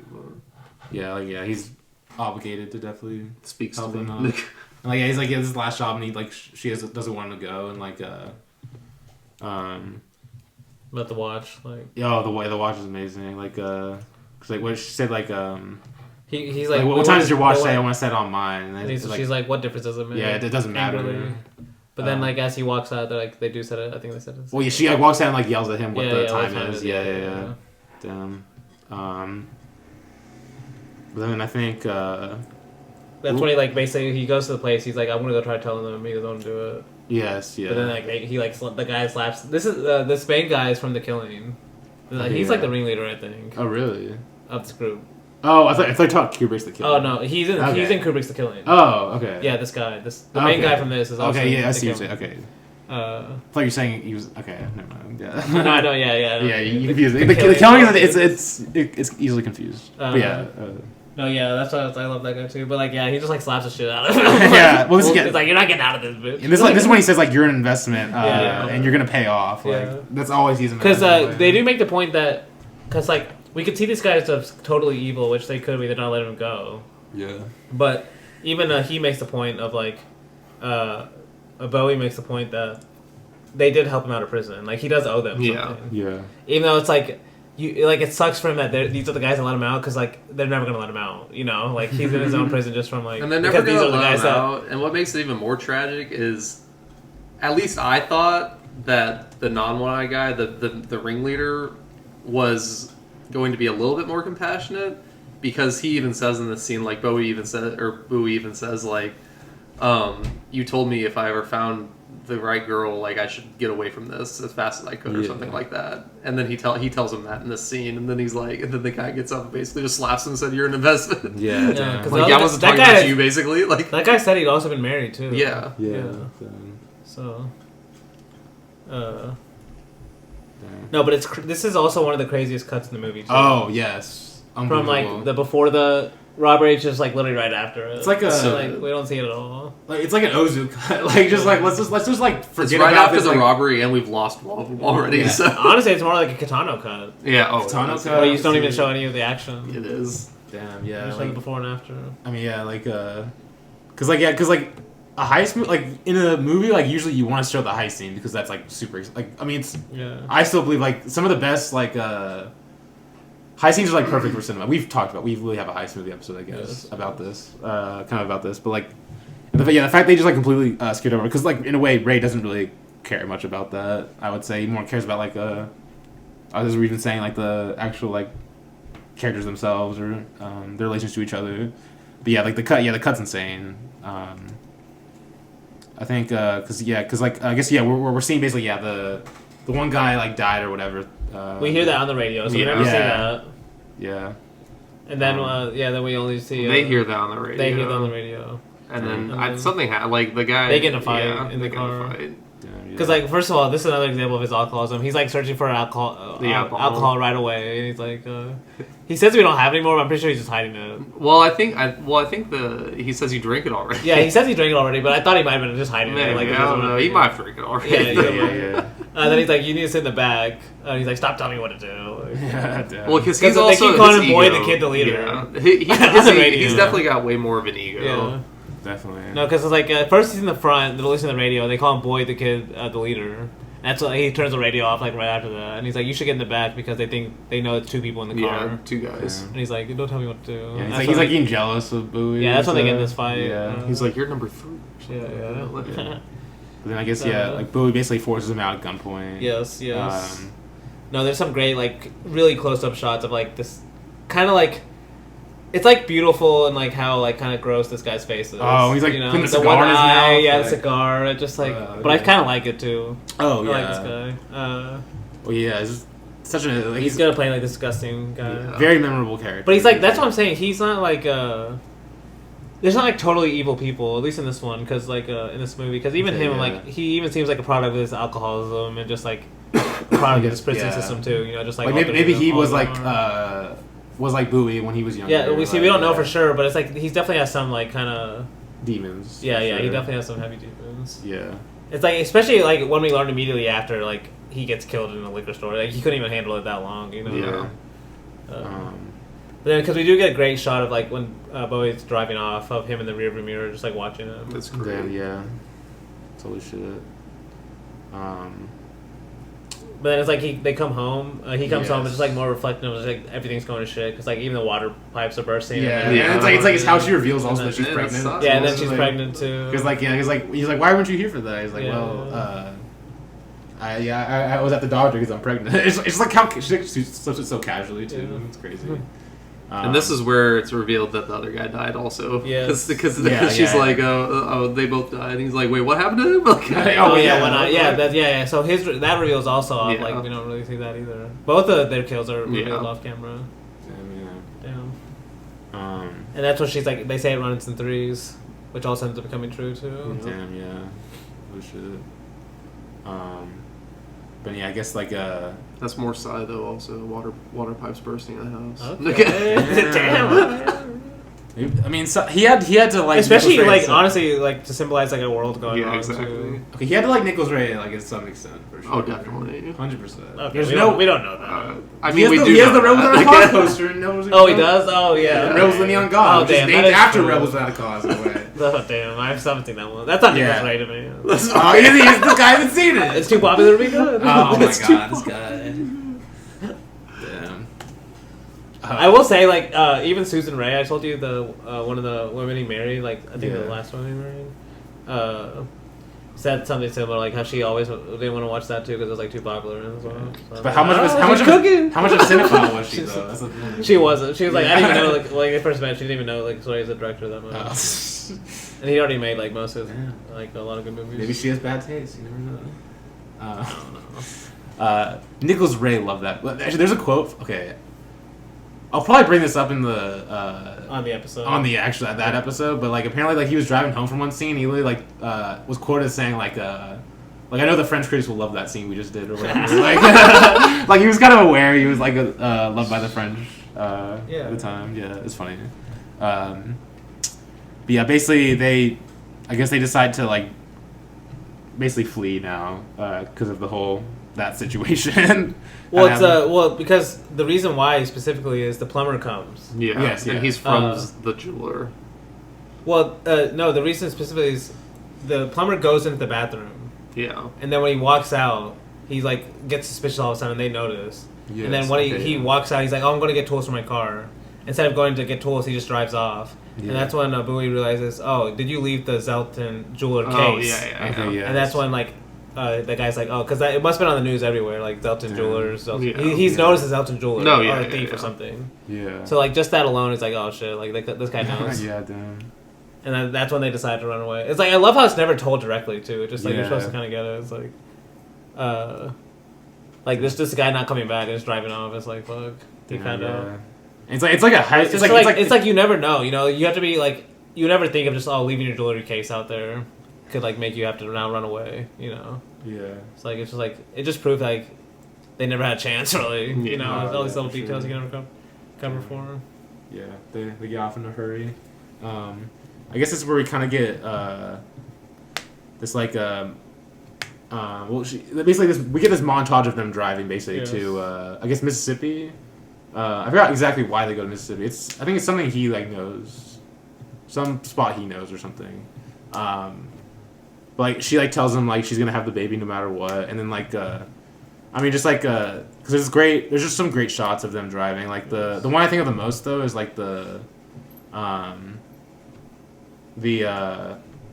in like that like I guess they stop kind of like in some like kind of grassy area or whatever, and it's like a side shot of them in the car. He's in the front, she's in the back, and there's like you can kind of like see the light glimmering on him, dude. Unbelievable shot. Like and then I think we get they get to Mississippi basically, and he says this great quote here which I really love because it kind of like because I guess it's an important detail too that they're only driving at night basically. Oh yeah. Because basically so they like because like he doesn't want to get spotted basically, and there's like less people out at night of course, and like they're in Mississippi and he says like to her, someday I'd like to see this country that we're driving through in daylight, and like yeah it's just like in a sense like he's like seeing all these places but only at nighttime like or in a sense like almost like as you said earlier like the looking at the like light they never didn't leave in a way that's kind of part of it I would say for sure. No, we're definitely gonna get some of the when they actually go live a day in town too. Oh yes because yeah then they wake up in a hotel room basically this is like a really sweet moment because Yes. I think she wakes up and she's saying it's been a long time since I've woken up to the light of the morning or something. He's like Yeah. good morning. Yeah, She's yeah, like, damn. "Oh, No, that's so first sweet." this is a lot of stuff going on. First of all, like I'm sure I don't know a lot about Rebel Without a Cause, but I'm sure there's some like homoeroticism in it, or like people talk about stuff like that. Oh, right. If I had to guess, I remember because like this one also has a very interesting, honestly, twist on like how a normal. Actually, I don't know if like a classic Hollywood would show it, but like she's the one in the bed, Yes. covered, and he's the one with his shirt off at the window, and she's like staring at him. Yeah, It's almost like it feels like a scene from like Breathless or something too, where like you're just getting them talking with like them kind of like shirtless and stuff, like with Joe Belmondo and like but like and then she's like on the bed like waking up, and it's just like such a sweet moment because she's like I like opening my eyes and seeing you. Damn, yeah. And like they get as he walks up to her, they get like breakfast, like the no, but then like right after she says that, there's a knock at the door. Okay, yes, they get scared for a second, but then I forgot what it was. It's a sweet potato pie. Oh, okay, it's yeah. breakfast. Okay, that's what you're this saying. girl Yeah, brings the breakfast to them basically, because like they like she's like I didn't notice y'all at the down there, whatever. So I just figured I'd bring it to you guys. Like no, it's like it's like super sweet. Yeah, we kind of get this like day, like them like they're walking the town. I love this. The park, the park, like he's like he doesn't understand. Like sort of like he's been in prison 7 years. He doesn't understand golf when he comes out. Yeah, dude. Like, how can he's like how anybody could get interested in patting a little ball around?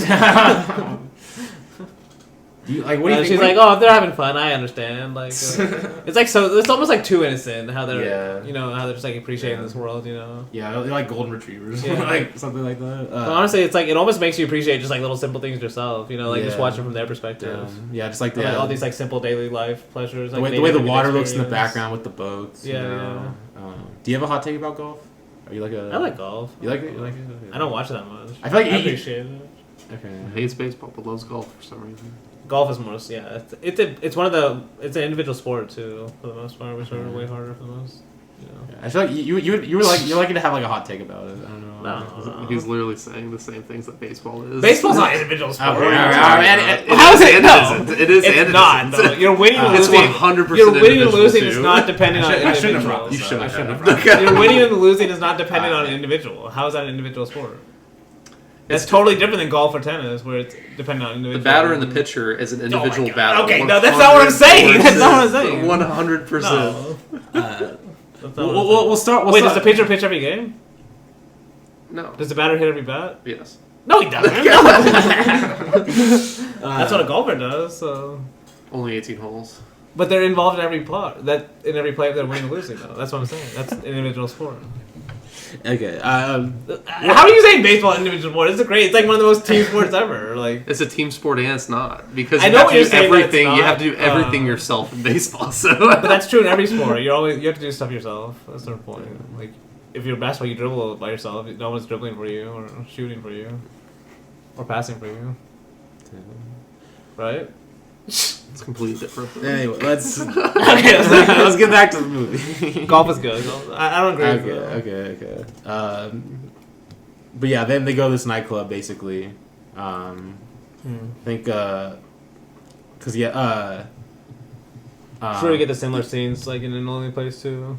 Yes, with the girl singing and like he the second is when he brings up like the idea that like Mexico might be a good place to go for them. Oh yeah. And like we get this like scene where this drunk guy like falls on their table or whatever, and like falls on her kind of. And like this is like kind of when they decide to leave or whatever, and well, okay, I'm just gonna point this out. She like wants to smoke a cigarette. You can tell it's like obviously the 1940s because she smokes a cigarette in the scene. And there's like a later scene where like he like gives her beer to drink. It's like, come on. You shouldn't do that when you're pregnant. Like it's just like crazy. Like it's like just a crazy like cultural thing that I noticed. But like the important part of the scene though is basically he goes to the bathroom or whatever to like freshen up or whatever. To buy cigarettes. Or is it buy cigarettes? Yeah. Okay, I couldn't. They used to have those in bathrooms. Yeah, that's crazy. Nah, yeah. And basically those were the days, man. It's like getting nostalgic. Take me back to the 40s. I was born in the wrong era. Pregnant women smoking and drinking. Yeah, let's not take. Okay, there's like a whole like. No, that's true. Yeah. Let's not take it. There's civil rights thing back in the 50s. there was not good. Blake wants to go to the 40s. Take that as you will. Just for the but I love this club owner guy that like basically kicks him out but still gives him the cigs at the end. Is he a club owner guy? I'm pretty sure he's the owner. He's a gangster. Okay, that's what I thought. Yeah. I thought it was a gangster. Like he definitely had a gangster feel because he was basically. He saying might have also been affiliated with. There's I'm pretty sure he's the club. He has to be the club owner. Well, manager. He's a club owner, but he's like it's like a sleazy club or something. No, that's what I took. A lot of gangsters own nightclubs though. Yeah, that's what I took. So it's I think it's a nightclub owner. Sort of both. Because like he gives you the six at the end. He's like, you gotta get out. You're too hot. The big reason why I think he's talking about the town in general though, not just like the nightclub. That's what makes him leave. Like he's telling like you're too hot for this town. Because obviously, because if he like is in this town and like police kind of hone it on him, they're gonna hone it on other people, other criminals in the town. Yeah, maybe. exactly. So like, yeah, like I mean, it could work either way. Like, Okay. but that's kind of how I read it. He does say something great. But he in gives this him the scene. 6 at the end, though. That's Yeah. why I said he was part of the nightclub. Like, because if he was going to buy 6, like, he still gives him the 6 at the end to take. No, yeah, okay, maybe. I think it's just because they're in the same. He understands the situation basically. I guess true. Like that's why I was thinking. That's a good point. Because, Yeah. but there was this. He has a great quote though, because like he pulls out his gun, like he takes his gun from him and then points it out. He's like, "Oh, the papers all say you carry a .45," and he's like, and then Bowie says, "Oh, the papers say a lot of things that aren't true." Yeah, It's just like that's literally this entire movie. Also, yeah, like, yeah. Yes. Holy shit. And then I guess then they book it out of there pretty much. And then I guess it's when they're driving, she gets sick pretty much. Yeah. And they stop at the girl from earlier, Matty. it's probably the How do you cigarettes and pronounce it? beer that she had while pregnant. That yeah. Oh, doesn't that harm more the baby than the... Well, the baby will reject those things and make you sick probably. Okay, yeah, probably. Yeah. I don't want to get into the anatomy of that. Like, we don't know.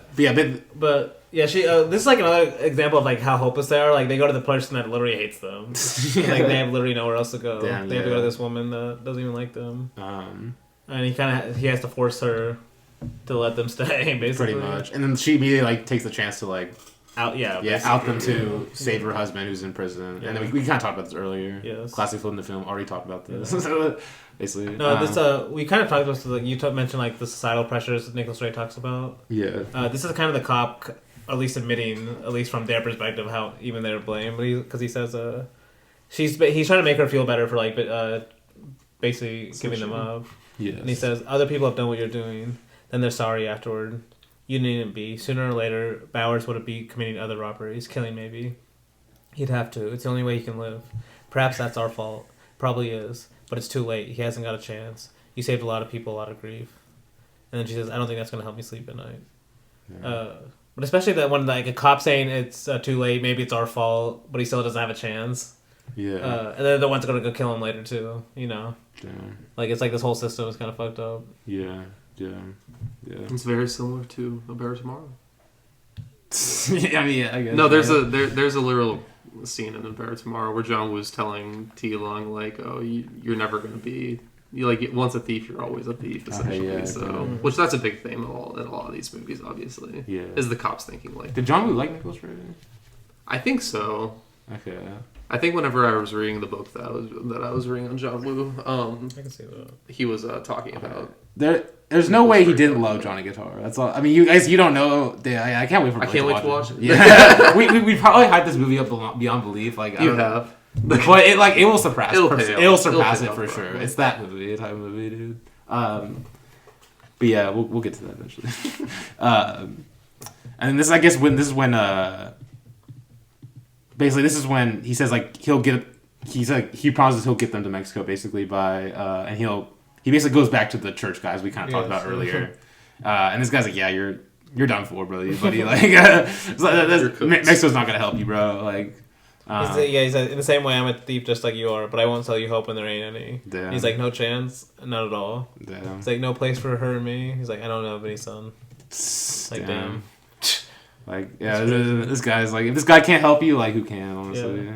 And it's funny because we heard the cops say the same thing, and now we're saying like the thief, I guess, the other side. It's like everyone say the same thing. Honestly, Both sides. Yeah. Basically, I guess this is kind of this is the ending of the movie. Yeah, this is the ending. Yeah. Pretty much, he tells Matt, like, it's kind of brutal too, because I don't think he doesn't know that Maddie like set him up, and basically tells Maddie to take care of her, because he wants to leave without telling her, pretty much, to save her the like pain, I guess.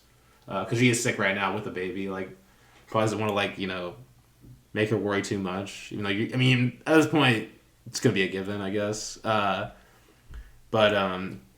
basically, I think Matt, like, he's not even going to write her a letter or whatever. Doesn't Maddie suggest him writing a farewell letter? I think it was her who suggested it. Yeah. No, I think he just starts writing. Does it start writing? I can't remember. Okay. And yeah, like, No, because he wants to just leave. Okay. And then she says something like, because she already has the setup. She knows the cops are there for the setup. Yeah. And he just wants to leave without even saying... maybe it's the letters. I forget if the letters are her idea. I guess, no, I think it's a stall him. She tells him, you need to go see her one last time. Yeah. And he's like, okay, I don't want to wake her up, but maybe I'll write a letter instead. Okay, I think that's the compromise or something. Because I think because she's just trying to get him to go over there because the cops are going to basically... I don't even know what she wants. I don't know if she wants a killing or if she wants a arrest. Yeah. But anyway, she's just trying to get... But then that's when he starts writing. And it's like a good little moment of her coming to see like, oh, that's like really good too. Like she'll like that. Yeah. When it's like she sees what he's writing, it's like, damn, this bitch. Like after going to get him killed too. Damn, that's crazy. But still, because like that's why I brought up her quote earlier in the movie where she's like, "If you're lucky, he'll die." Yeah. Because you could see this as her maybe like in a weird fucked up way, like trying to show mercy for her. Damn. Yeah. You know, like getting him killed. Like if that's what she actually thinks. Yeah. You know, like. Killing him is actually better than what she had to go through. Is like this guy being jailbait his whole life, you know. Yeah, damn. Yeah, I didn't think about that angle. Yeah, there's like a little that kind of like the reason why she's she has her own. She's not like just. It's not just pure evil. It's not pure evil. Yeah. Like she definitely, it makes sense, I guess. If you, and you could say you could also say it's her mercy for him too, because. Is her husband is not the guy that died earlier in this movie, obviously. No, it's that guy's brother that's also... They weren't able to get him in prison now. But that is probably the most clear double for Bowie, is the older guy that was slapping around calling him an investment. Like, that's what he might turn into, or probably would turn into in this society. I think it's like all these guys he could have turned into, any of that's these guys. True too, That was the whole point. Well, I was just saying more so that guy, because he is thought of as like a ringleader, so... Okay, yeah. Or like Bowie he does say he was like the one that got married too. Yeah. Oh, that's true. That too, yeah. Yeah, that's when it's like this like long wide shot of him just walking. Dude. Total silence too, which also I want to point out. Like as just walking.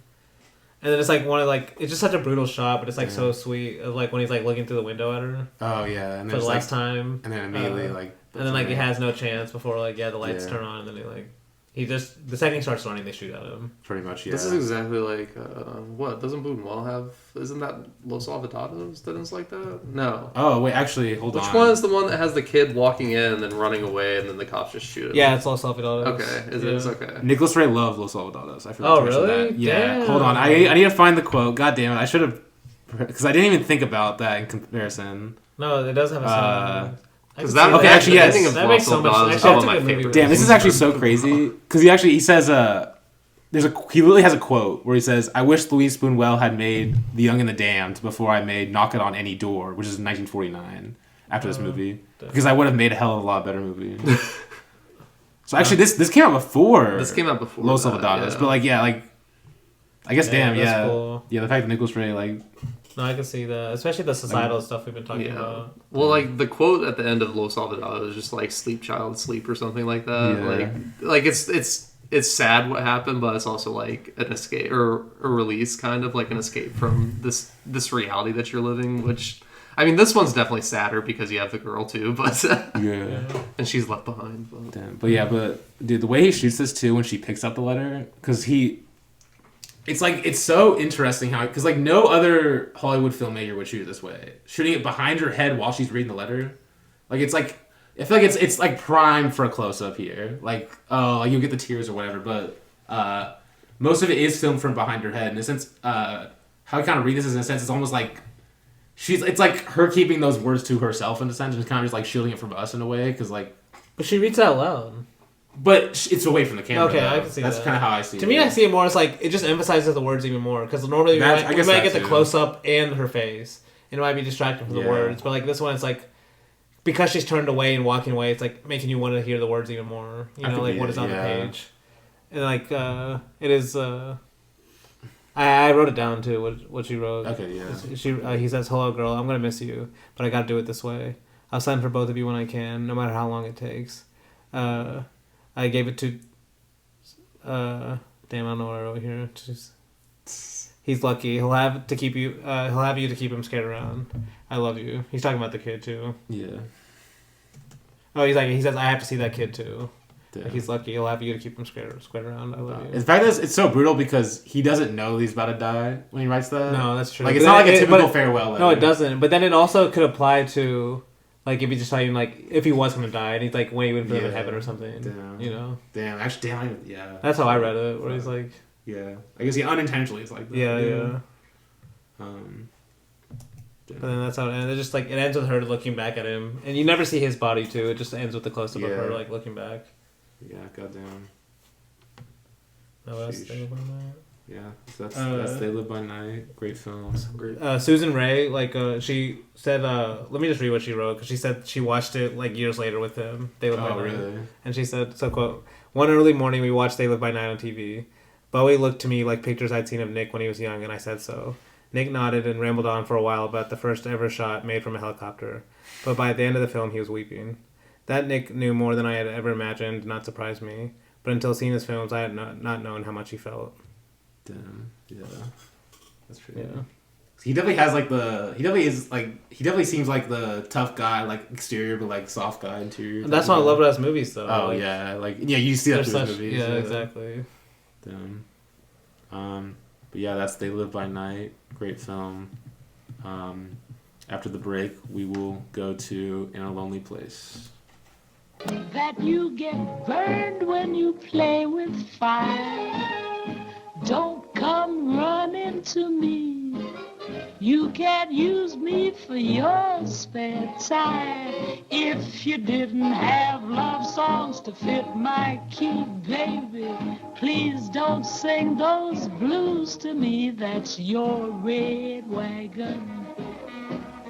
That's your red wagon. So just keep dragging. No trouble, boy. Come on. All right, and we're back from the break to talk about Nicholas Ray's 1950 film In a Lonely Place, which I would say is probably, I feel like other than Rebel Without a Cause, I feel like you hear about this one. All of Nicholas, you hear about this one like the most. I would argue maybe in some on film Twitter or whatever, you might hear about this one more than Rebel Without a Cause nowadays. Like it's definitely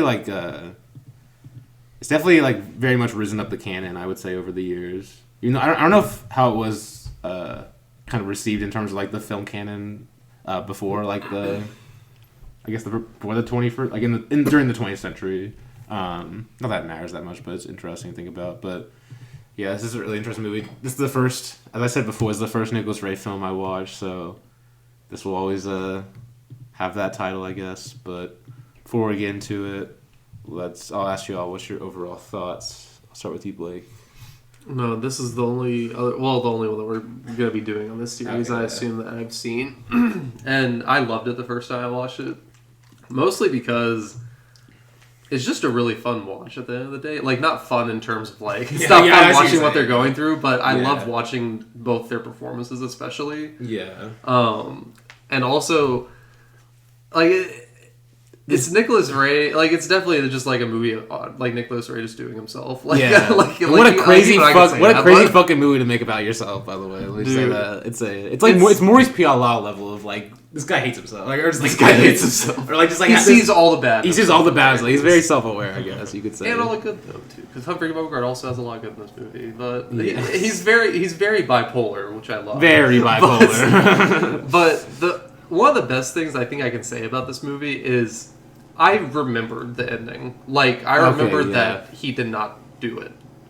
And I was watching this again, and it got to that fucking scene, the dinner scene again, whenever he's having them, like, play act the murder. Where I was like, this motherfucker did it, didn't he? Like, oh my god. He got me again. He got me thinking he did it again. And I was like, but that's the thing, like, it's really weird, because it's showing you, like, the true natures almost of these people, but they're dual natures at the same time, because he is a good man whenever he loves you, but he has this side to him that he can't contain. And it's also like she also has things like wrong with her too. Like she should have believed him, and she should have like not like distrusted him, like that he didn't do this, even though like there were certain things definitely pointing to that. But like, I don't know, because you can feel certain ways about both of them at the end. Like he's not the killer, but he is the killer. Yeah, because he almost killed her. And it doesn't like matter if he even really did. It doesn't matter. Like That's why the quote that she has at the end is so great. Like yesterday it will matter so much. Oh yeah, this would have meant so much. Yeah, it's so good, man. Yeah. But no, I still love it. A Lonely Place. I'm excited to watch more Nicolas Ray movies because right now this is still my favorite. Obviously. Oh wow! But, it just edges out Born to Be Bad. Yeah. Okay. But yeah. No, I also really like this movie. It still has a thing where like maybe like though she falls in love with him just because he's Humphrey Bogart kind of thing that I don't like in movies. I mean, but do you get it? No, I mean he's pretty good. It just I don't like that kind of plot device when a lot of it the movie hangs on that. But she likes his face, Danny. Yeah, come on, he's an interesting face. Yeah, no, that's like her only reason. But or it's just I do like how like she's not just like perfect. Like she has her own flaws basically, and her own kind of like we never clearly get defined why she ran away from the real estate guy in the first place too. Yeah. And so it's kind of just like she could be running away from her own reasons again. You know, like irrelevant to what even Humphrey Bogart does. You know, like it could be like she's just scared of like this kind of commitment in the first place. In general, yeah. So like. Not even taking and just using him as an excuse, you know. So like you could read it that way if you wanted, but that's just like when both people have their own motivations, like life, like it makes it more complicated than just like a clear kind of like. I feel like a more typical movie like Bogart would be just he would be the more like clearly defined good and evil guy, and she would be the more just innocent, the innocent one. No, just more just like the innocent one. Yeah. But it's kind of more interesting how like they both take turns like making mistakes and stuff. Well, yeah, and it's like a big thing about this movie too is like the perspective, like whose perspective you're watching kind of shifts throughout the movie, gradually. Like you start and kind of like okay, you're kind of with Humphrey Bogart, and then like as like he's like gets more and more like you could say like crazy, I would say, or just like he gets more unhinged, unhinged, not trustworthy. How you want to say it, like. The perspective of the movie, you're kind of like you more like start to shift to her perspective in a way, which then you're like, wait, what the fuck? Like, I thought this guy, I was convinced this guy was like fine. Then like maybe I'm wrong, you know. But yeah, I don't know if you.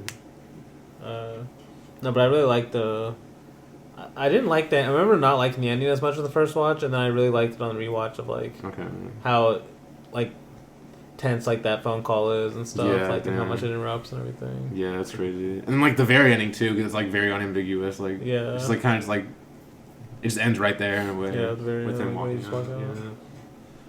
He probably killed himself. I'm just kidding. I don't know. Actually, there's a Nicolas Craig quote about the ending about how he kind of like views it. Well, we'll get to it. Oh, okay. I mean, that was my view. Honestly. I mean. Maybe not though, because his script got accepted or whatever. So.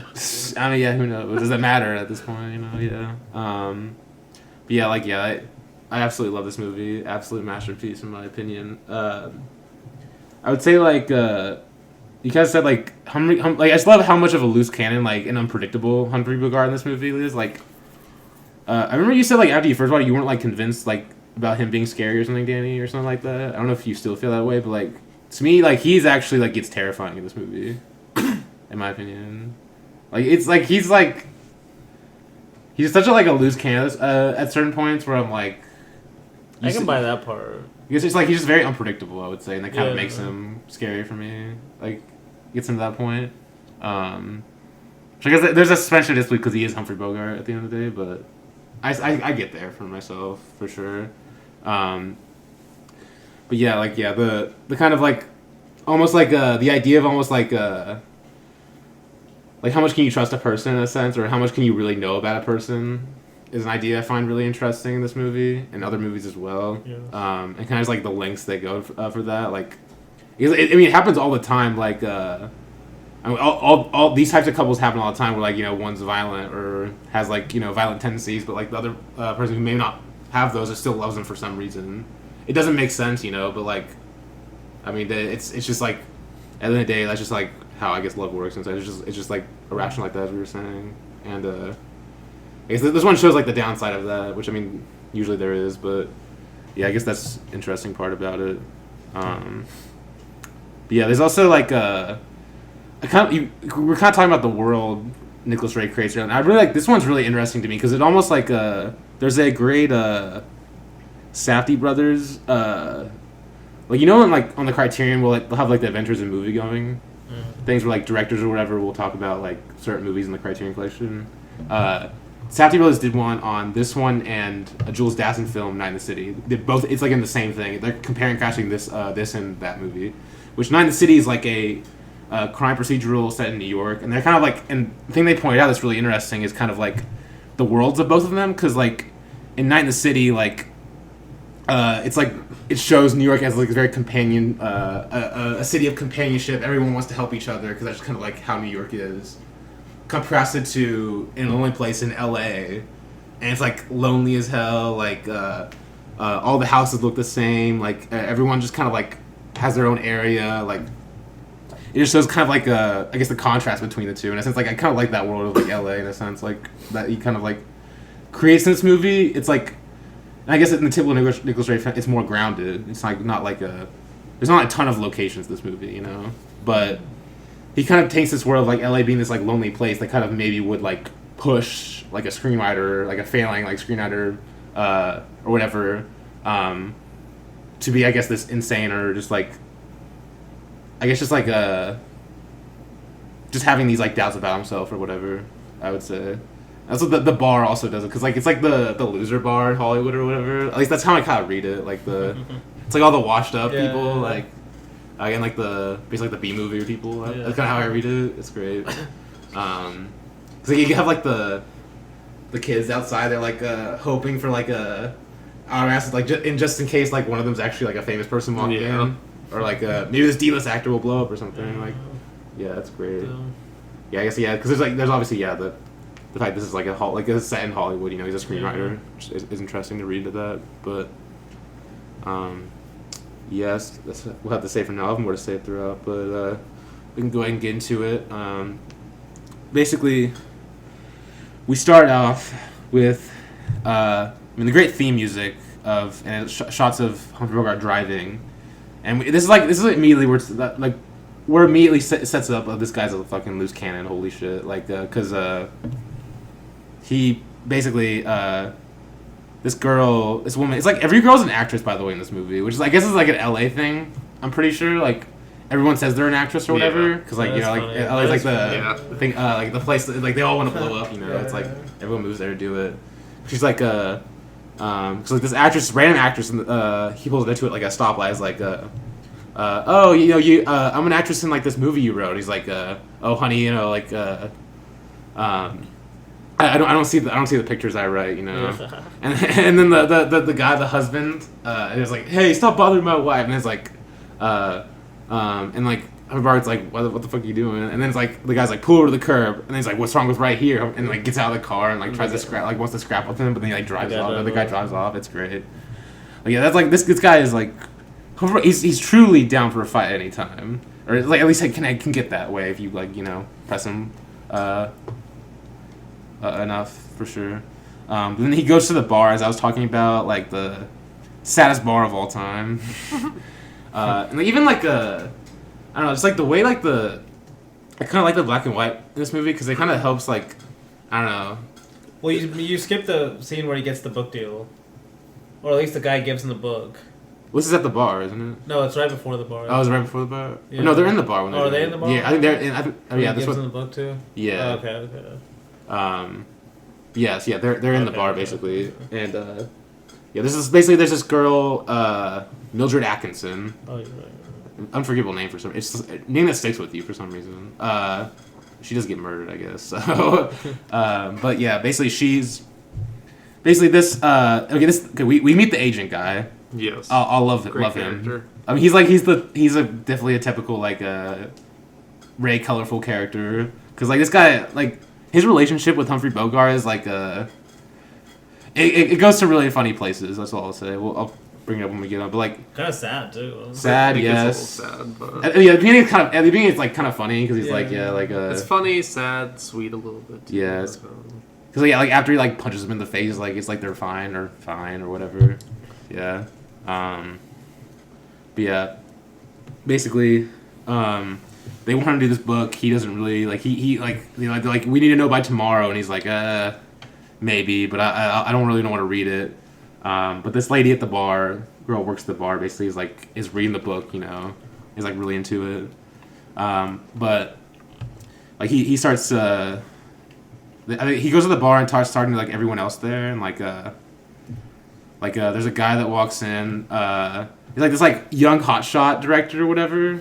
That's like I guess he's like from what I understood, he's a Nepo baby. Yeah, because he's like his father-in-law is like a huge. Is he a director or is he like the head honcho at the studio? He honestly could be both. Okay. He looks like he could be both. To me, it looked like he was the head honcho almost. Could he was be just coming in there like be. make fun of everyone, but especially this thespian. Yeah, because he like starts making fun of the old actor, and that's what gets. Because like then Humphrey Bogart's like sticking up for the guys, like that guy like made your father-in-law's career, and then like, and basically then that's when like he like goes and like punches him basically. Yeah. I should also mention I forgot the line because I think it's Humphrey Bogart asked the bartender or some it was like maybe a producer actually I don't remember exactly who he says it to, but he's like he asked like how's business, and then the guy goes just like show business, there's no business. Damn. It's like that. Because like there's so many like witty lines. I feel like we should say that too. Like I don't want to be like the screenplay. Like the screenplay's so good because like there's obviously more of a movie than screenplay. But like there's just so many great like lines. And then that's Nicholas Ray staple, as we'll talk about. Like I don't know, a lot of like mic drop one-liners you'll have. That's like the best way to describe it. This movie has a lot of them. But yeah. And then, so basically, he says Humphrey Bogart makes a deal with the guy, says, okay, I'll read this book tonight and decide whether he'll write it by 11 o'clock tomorrow. But then, and then he gets like this, there's like this actress or whatever. I guess this is basically hinting at the fact that he's like a playboy, I guess, or something, or basically he's pretty much had relations with this woman in the past. And like she wants to come up, like trying to shoot her shot to like come over tonight or whatever. And he's like no. That's what I'm saying. Like, do we need this? Like, we gotta.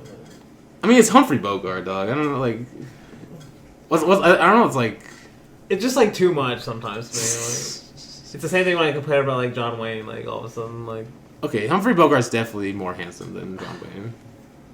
I just don't know. Like, if it was a real bar, I don't know. Like, if we didn't know who he was as Humphrey Bogart, if he was just a normal guy. I mean, he's still a screenwriter at some, like, a washed-up screenwriter would be this part. I don't know. You never know.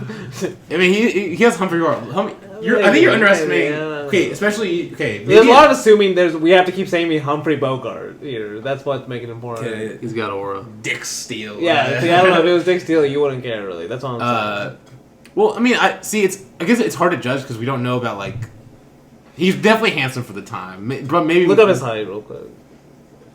Hey, are you saying? I'm gonna stick up for our short kings here. No, because Danny obviously wants to tear them down. No, I'm just saying, height plays a factor. I mean, I'm 6'3", so I'm not like a.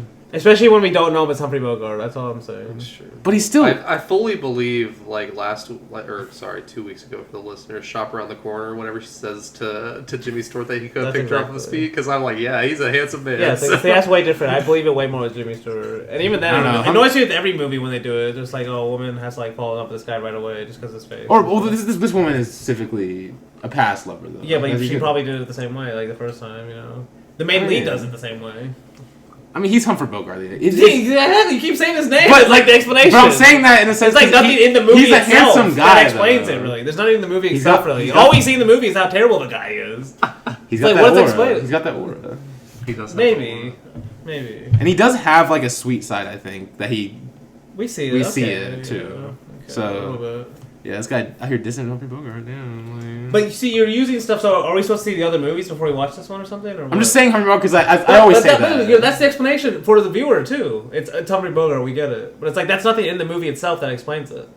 that's something you're like, oh, we The watch look it. of We him, know. the we look know, of we him know. explains it, in my opinion. No, but you have to say the name Humphrey Bogart. And I think it's not just the look. and I though. think And that's why I'm like, and I I'm think he's debating. good at I don't talking know. to people too. Like at least like wooing them. We like we his can see face. that. Just like once, he doesn't even talk to this woman. But to everyone, the way he talks to everyone. Literally, though. this guy just goes and gets in a fight, and all of a sudden, a woman He's a comes slick. up to him right after. He's a slick talking It's guy. crazy. He talks like very slickly, in my opinion. He does that to everybody. He fucking meets in this movie.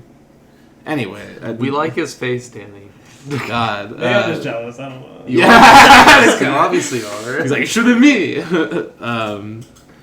just doesn't. It just. I hate this in a lot of movies. So Okay, that's fair. women are just so like dumb. Like they just have to fall for like an actor on the first look. Anyway, because well, it's funny because he rejects this girl, and then like immediately the other girl is like, then he like asks basically this other girl to come home with him to like read him the story or whatever. It's like right after this girl leaves, dude. It's hilarious. And See, this is like also really like heavy on the subtext, I feel, because this has always happened in Hollywood where I feel like people will do this just to get the girl back to their place. Oh, yeah, like 100%. obviously this is like Harvey Weinstein. Like we've had all these Yeah, fucking, yeah, like, yeah, yeah. like Well, it's not stories even come out, subtext. too. He says this later on when after the girl dies, and the agent's like, "How are you going to explain for this?" He's like, "Oh, just say it was an excuse by the screenwriter." No, because he's like the guy that wrote the book and the director or something, whoever's trying to make the movie, they're gonna be so insulted when they hear that you just brought this girl over to tell you the story instead of actually reading the book. And he's like, "Oh, just tell her that was just tell them that was an excuse to have her over." You know, that well, was even her, she even says to him when they were like she starts to like be like, oh whoa, when he changes his pajamas, she's like, oh, I'm not here for that reason. Yeah, no, he's like, no. no, I'm just trying to get comfortable. Yeah, like, exactly. But then you could take it either way for him too. Oh yeah, for sure. Yeah. Yeah. But yeah, they're like walking into his apartment though, and they basically this is when we see Gloria Graham for the first time because he just like. We should mention how he was married to this lead actress, Gloria Graham. Didn't we talk about that? We did talk. Did you about mention We it? mentioned in the Okay. beginning. Okay. So yeah, somehow. because we Lou gave mentioned the whole that. spiel about the Oh, the yeah. scandal. Yeah, okay, yeah, that was the very. We didn't mention it for this movie specifically. Though. Yeah. Yeah. So yeah, look up Gloria Graham's Wikipedia for that. That's all I'll say. That's all I'll say. Yeah.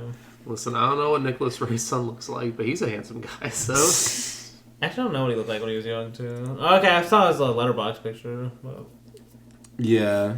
I know there's a great one. There's the iconic one with him, the eye patch or whatever. Yeah, like, smoking the I've seen that. cigar. That's, like, Like old. that's great. That's just how I picture him when he's making these movies. I don't know why. He's like John Ford in that sense, but yeah, they see Gloria Graham for the first time, and basically, yes, like she, as we said before, she starts. He changes like pajamas or whatever. And like she's like starting to get weirded out, but he's like, no, I'm just being comfortable. And so basically she starts like very like intensely telling the story to him. Yeah, about this like she's like screaming, and he's like, "What?" Oh no, yeah, because like yeah, she gets to the point of the summary where she's like she yells, "Yo, hell, hell," and he's like, "Whoa, whoa," because right before that he sees Gloria Graham in the window, like in the balcony. He's like, "Whoa, you're gonna think I'm like I have neighbors, honey. Like, come on." And like, it's so funny. Like, rewatch this movie too after you know like what's about to happen. Yeah, Because like it's like oh shit, like that could implicate him right there. Like if someone heard that, which we don't even know that's Gloria true. Graham heard it. Yeah. I guess never really like explicitly said. That's true. But yeah, basically after that, he sends her home, and basically doesn't drive her home though. he says he's too tired. Yeah, too tired. Yeah, and Gets her a cab. gets her a cab. No, basically. he doesn't do that. He says that there's a taxi. He gives her cab money. He- stand. Oh, he gives her No, money he gives her for the- money, he but he gives her just money. says that there's a taxi Damn, stand at the end of the road or Yeah, something. Basically, and There's also all these funny moments of him like basically understanding just from the story she's telling that he's not going to do this movie. yeah, he's like so uninterested. Yeah, he's like, so uninterested. like, There's like one point where she's like, there's also a lot of other little plots and things I didn't even mention. He's like, oh, thank you. Like, and he says it so casually, Yeah. she doesn't even notice like that he's telling us. no, he's the same. Like these like little one-liners. Yeah. Nicholas Ray has amazing. And then like there's also a really funny moment where like she gives him the book. She's like, "Oh shit, I forgot to give you the book." As she's leaving, and then Yeah. right when she gives him the book, he He throws just up. thought, I was like, yeah, no. Oh my god. No, yeah, this guy's hilarious. He might be a psycho, but he's fucking hilarious. I'm not gonna lie. Yeah, because then he goes to bed and it's like a hard cut, isn't it? To like the cop guy, or the detective, I would say, knocking at his door. Yeah, I think it is hard cut. Pretty much, and Humphrey Bogart immediately thinks it's it's because of this incident with him assaulting the guy. But then basically technically it's not because of that. You have to talk to my boss about it. And then we get a cut to, I'm pretty sure this cut is after he is told about her being murdered. It's not explicitly told that. Because he's this is one of my favorite scenes in the movie. Because it's literally just the amount of the amount he's not taking this seriously is just insane. There's so many good lines because in a sense when you think about it, yeah, a lot of the stuff he does is weird, I guess, and especially if you're investigating for a murder, why would he do all this stuff? Take her home, have her read the book to him, because I love when he asked her or he asked him if why would you have her read it to you? He's it was a very practical idea. She read the book and I hadn't. but then it's basically he's basically you're not even aware that they even told him until a little bit later in the scene, because they're so all of this and you're not taking this seriously after you found out this girl got murdered. He's oh well, pretty much No, the quote, I have to quote exactly. It's so good. It's you're told that the girl you're with last night was found in Benedict, Canada and murdered, dumped from a moving car. What's your reaction? Shock, okay, yeah. Horror, sympathy? No, just petulance at being questioned. A couple of feeble jokes. It's puzzling, Mr. Steele. And he says, well, I grant you the jokes could have been better, but I don't see why the rest should worry you. That is unless you plan to arrest me for lack of emotion. So it's honestly, because it's it also makes you just play with the idea of film in general. It's you kind of get this detached nature of watching these stories so much, especially if you're a screenwriter. You're oh, you've seen all this before. Yeah. You're watching more detached, and it's being totally invested. No, he's treated it it's a film almost. Oh yeah, I mean, he literally seriously. I mean, when he's suggesting later to the detective all the certain details that he knows immediately. He's yes, well, I've murdered exactly. he really says a quote at some point where he's well, I've murdered thousands of people in pictures. Yes. And then because then also it's revealed also that because the detective is he knows Humphrey Bogart, because he was Humphrey Bogart was his commanding officer in World War II, which I think is also an important part of this that is important. film, because this guy knows at least a different version of Bogart that he considers true. Well, they all know a different version of Bogart, because the version that came back after the war is the one that's been in the slump. So because he hasn't had a hit since before the war. Okay, they say that a couple times. That's true. Yeah, and also it's kind of though this war has obviously changed him in a way, but it's never really. Well, I think a big thing about this is this is a post-war film in general. If we're talking about big picture here, because I guess this is. I think I've read this before, where this film actually basically after the war, if you notice, a lot of Hollywood films were very upbeat and happy, because in a sense of course we won the war, we have to celebrate or whatever. You can see that in Hollywood, but this is one of the first movies that actually showed the downsides of that, which makes it really interesting. Because it's 5 years after World War II ended, basically. So there's that element to it as well. But no, there's a great line, because the detective's except for the Great Dictator. That was right after. That was during. That was during. Yeah. Monsieur Verdot was after. Monsieur Verdot was after. I guess that's actually a good one. Well, I guess that's more about the atomic bomb rather than. Which is World War II. I would say it's that's definitely a post World War II movie too. It is. Yeah, I would say that. Yeah. It's the Tramps post World War II. Yes. Yeah, fair enough. But basically, because apparently the detective says he says he wants to, he wanted he hasn't spoke to him in years, because he hadn't, Humphrey Bogart said he would call him or whatever, but he never did. And he's then Humphrey Bogart says yeah, when I found out he was a cop, I lost interest. Damn, this guy. But then they bring in Gloria Graham's his neighbor, basically, that he saw the other night, for questioning, because obviously she was right next to him. Yeah, the only witness. Yeah. And it's because like we get obviously the great shots of like Humphrey Bogart in the background while they're talking to her basically, and I love when the cop tells her that like the Mildred Atkinson was murdered when she was with Dick Steele, and then like she like turns to look at him, and then he goes like, mugged. Like he's like still not even taking it seriously. He basically has no emotion. Yeah, definitely. It's like close up to him, just like she's like basically like kind of shocked that they just said like, that girl's murdered. He's like, yep. And that's where she gives like the I like his face. Yeah, basically she saw nothing apparently. There's no reason. But yeah, basically. Well, she saw him go back to bed because I guess that she can see his front door from her window. She saw her leaving with. And I guess that she was in a very nice evening gown because, or like a nice evening gown because she was saying that like that's what Humphrey Bogart said that she was in whenever he saw her on the balcony. Yeah. And the cop was like, "Oh, are you this nice to all your neighbors?" And she's like, "No, just the ones I like," or something like that. Yeah. Because there's also like because I love the cop's like, why are you so like fascinated by someone you've never really met? Like you seem to know a lot about him, and like she says like I noticed him because he looked interesting. I liked his face. And that's what you're saying. Like yeah, like it's that's like a reason in a sense that almost like it almost doesn't make sense in a bit. Why but it's kind of a reason I guess for why she would fall in love with him maybe or is interested in him, drawn to him. But he offers to take her home after this, and then like she declines because like I always ride in the car that take me or whatever. I don't know what she like specifically means by that. I don't know. The guy that's standing there that he basically says like, "Oh, you can leave. I'll take her home." I think that's who the guy that's the guy that brought her. Yeah, I don't know who he is. Yeah, but she says I always go home in the car that took me or something. That was the cop. But assumed the cop brought her. Yeah, I knew some, that. Like side cop or something. I don't think it's. I knew that. I was wondering like why does she always ride back in the same car that she's not a playboy like him. Okay, yeah, I didn't know if there's like a subtext to that. I don't know, like if it was like an old time thing. I don't know. Maybe like if you go dancing and then you go to home with a different person, you know.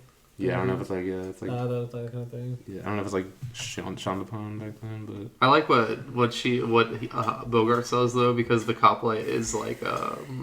Well, we can give you a ride too. He's like, oh no, I'll take a walk. I haven't been up this early in a long time. Oh yeah, he's like walking. It's like because it's basically it's implied that he's always like sleeping until noon or whatever. And he gets woken up at like 5 a.m. for this shit.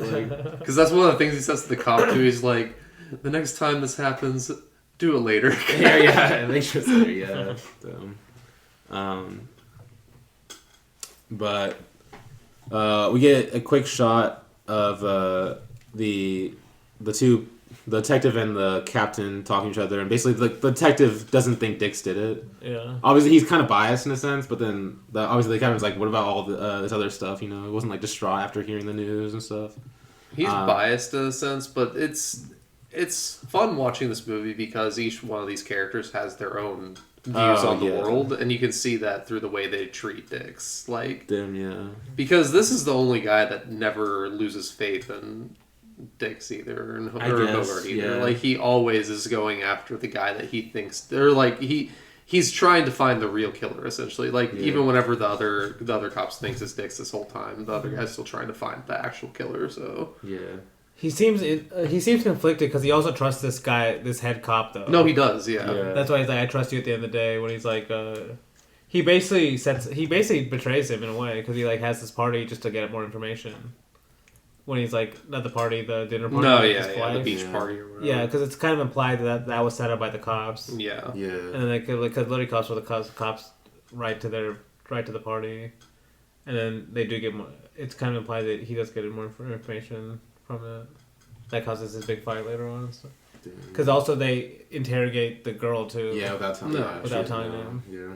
So it's like. He like seems like on both sides. Like he like obviously like thinks like Dix didn't do it, but at the same time he like trusts the cops. Like he's he trusts his boss. Well, I think he's authority. I still think he's mostly on Dix's side though, because everything that comes up like. But he still trusts his boss about. He trusts his other boss yeah. thinks Dix did it. Well, he trusts his boss, but he also is the one that finds the killer. So yeah, that is true. Yeah. That is true. So he never gave up on it. Even like I think he even says something to his boss later, like something like, "Oh, I'm sorry," but he doesn't. Yeah. But I guess Dix doesn't really help himself because fucking No. guy sends flowers to. No, the way he reveals send these flowers to Mildred Atkinson, please. And the guy's like, what's the address? He's like, I don't know. Look it up in the paper. She was murdered last night. Like, come on, bro. Like, you're not doing yourself any favors here. Hey, you just saw it in the papers and you want to be nice. It's an interesting way of showing it. Let's just say that.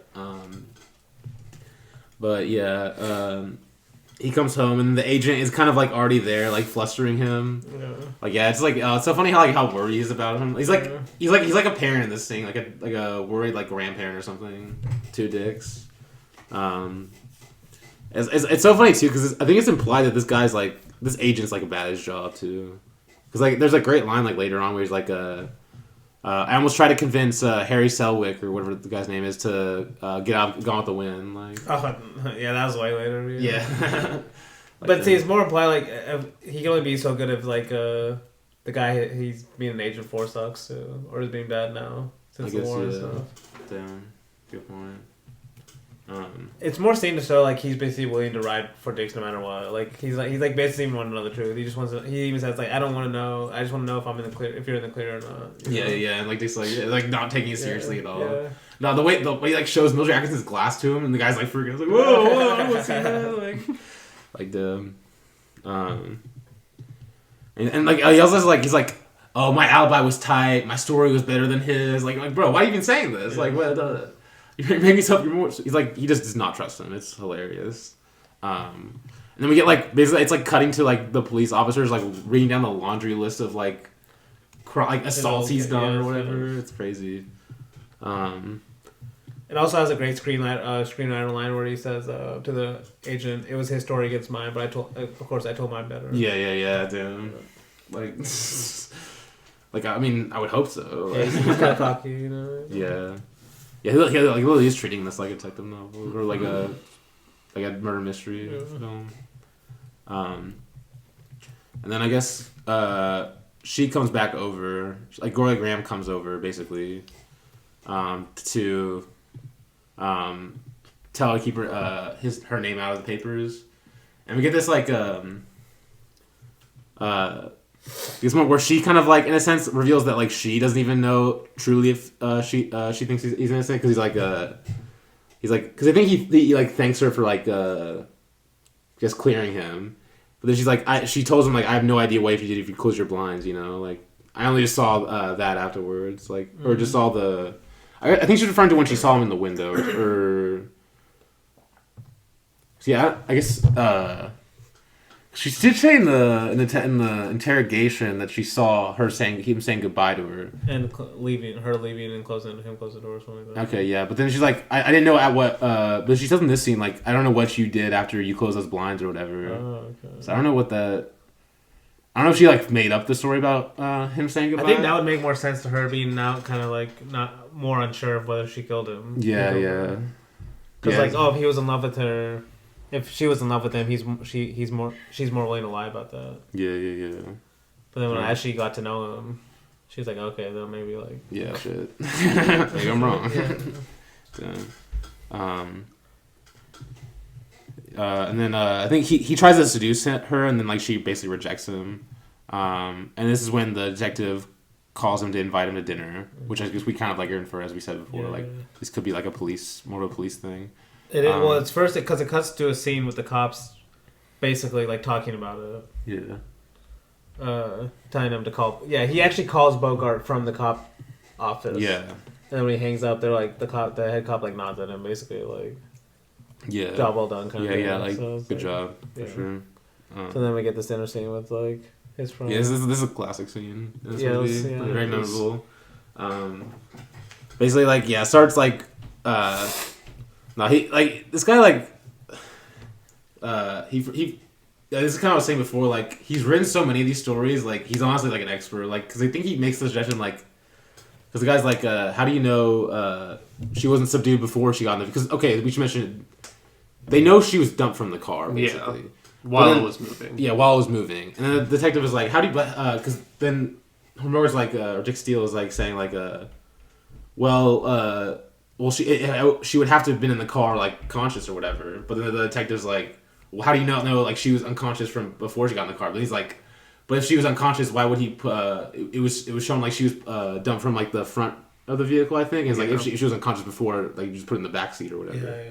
It's something like that. It's crazy. It's like who thinks of this? And it's just like a regular guy. Like it's insane. And also, we get the great moment of him like having them reenact it. Because he said first you have to have enough imagination to visualize the crime. Oh yeah, damn. Like this guy is like he's making himself so guilty. It's crazy. I mean, perfect. God damn, bro.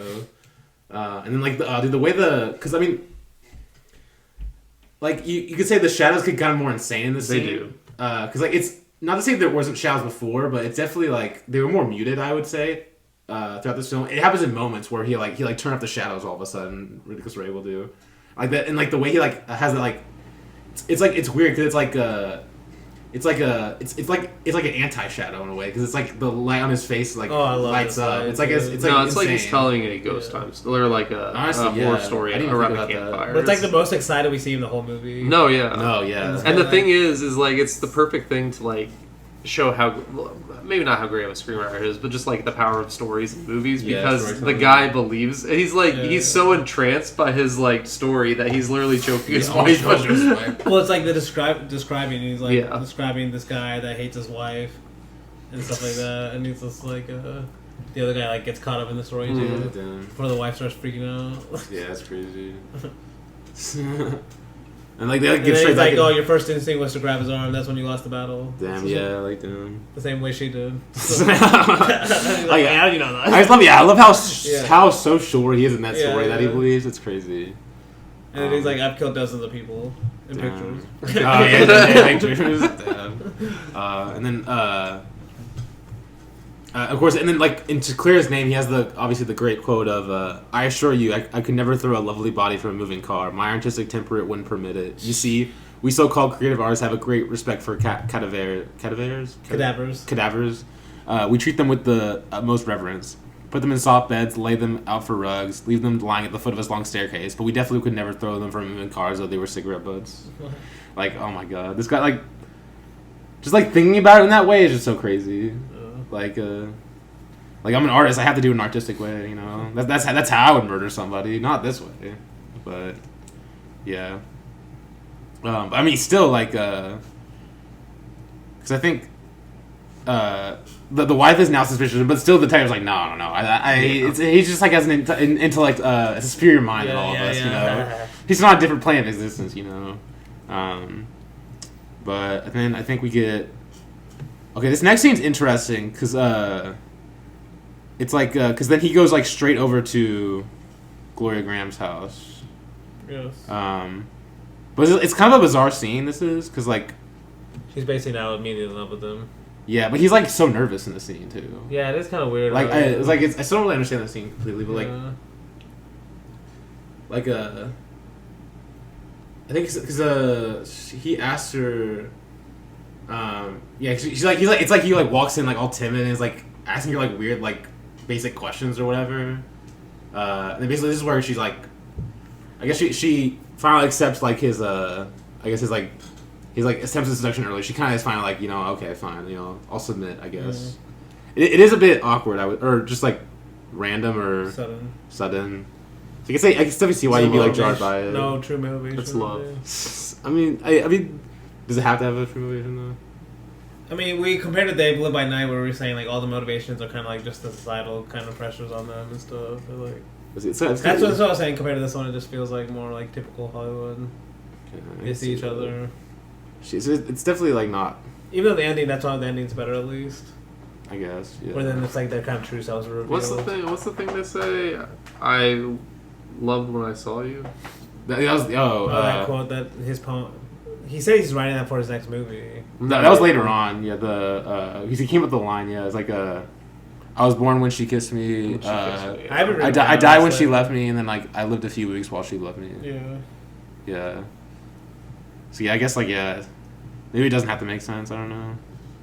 But yeah, it's definitely like it's like he's like weirdly timid in this scene. Basically, it's like what I remember from it. Yeah. But yeah, this is kind of like it kind of does jump to them like being in love, I guess. Which I mean, it happens, you know. Just like literally right away, like fully.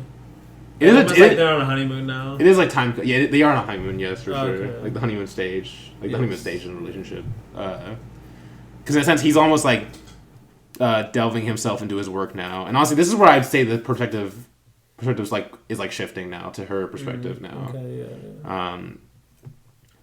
Because then like like it's a lot of like because he's like I love like the reveal of like how he's working because the Asian comes by to check on him. He's like.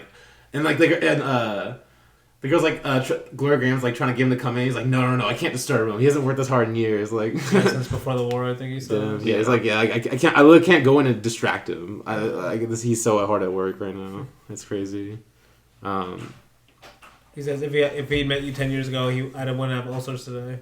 Yeah, damn. And then we get This is another very interesting side character, you could say, the Charlie. The guy that's like a poetry guy or whatever, the poem guy or whatever, like the Shakespeare guy. Yeah. I don't know how to explain it. Well, I guess Dix does explain it. It's Charlie, my friend who speaks but poetry and borrows but money. And like I know this dude like talks in like Shakespeare. He's like Shakespearean. It's crazy. It's like it's a bizarre guy. He's like very elegantly, like beautifully telling how like Dix went to sleep just now. It's like so funny, because like he like stayed up all night or whatever. Yeah, it's kind of chaotic scene, honestly. It is, yeah. I like it though. I like it. Yeah.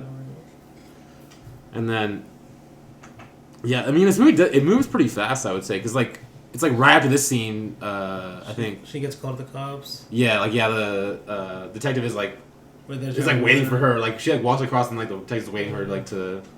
Here to come in or whatever. Like warning her, like basically. Like, I like the idea of like just showing her what normal people look like, and they're like, these are all killers. Yeah. I don't know anything of these. They look normal. These are all murderers.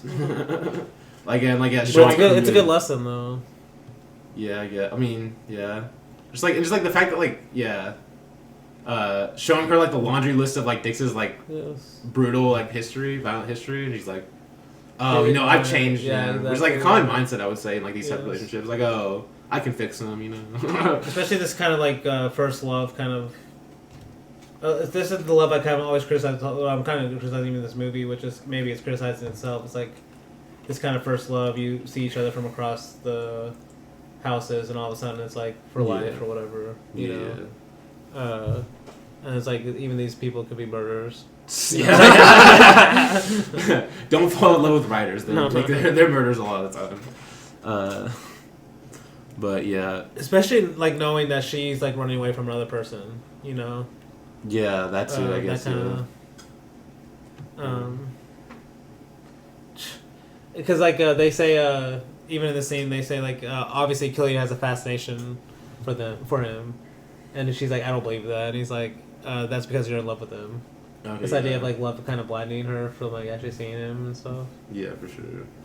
Because this is why the cop were kind of like starting to believe, because he seems the most honest. You know, he's like he can actually see the situation.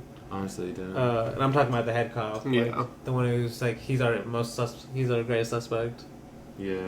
So it is kind of funny that like, in a way, this cop is right, but he ends up being wrong in the real sense of like who the actual person is. Yeah, like it ends up being like the typical ex-boyfriend or the boyfriend, you know. Yeah, which we see in the scene actually coming in for the first time.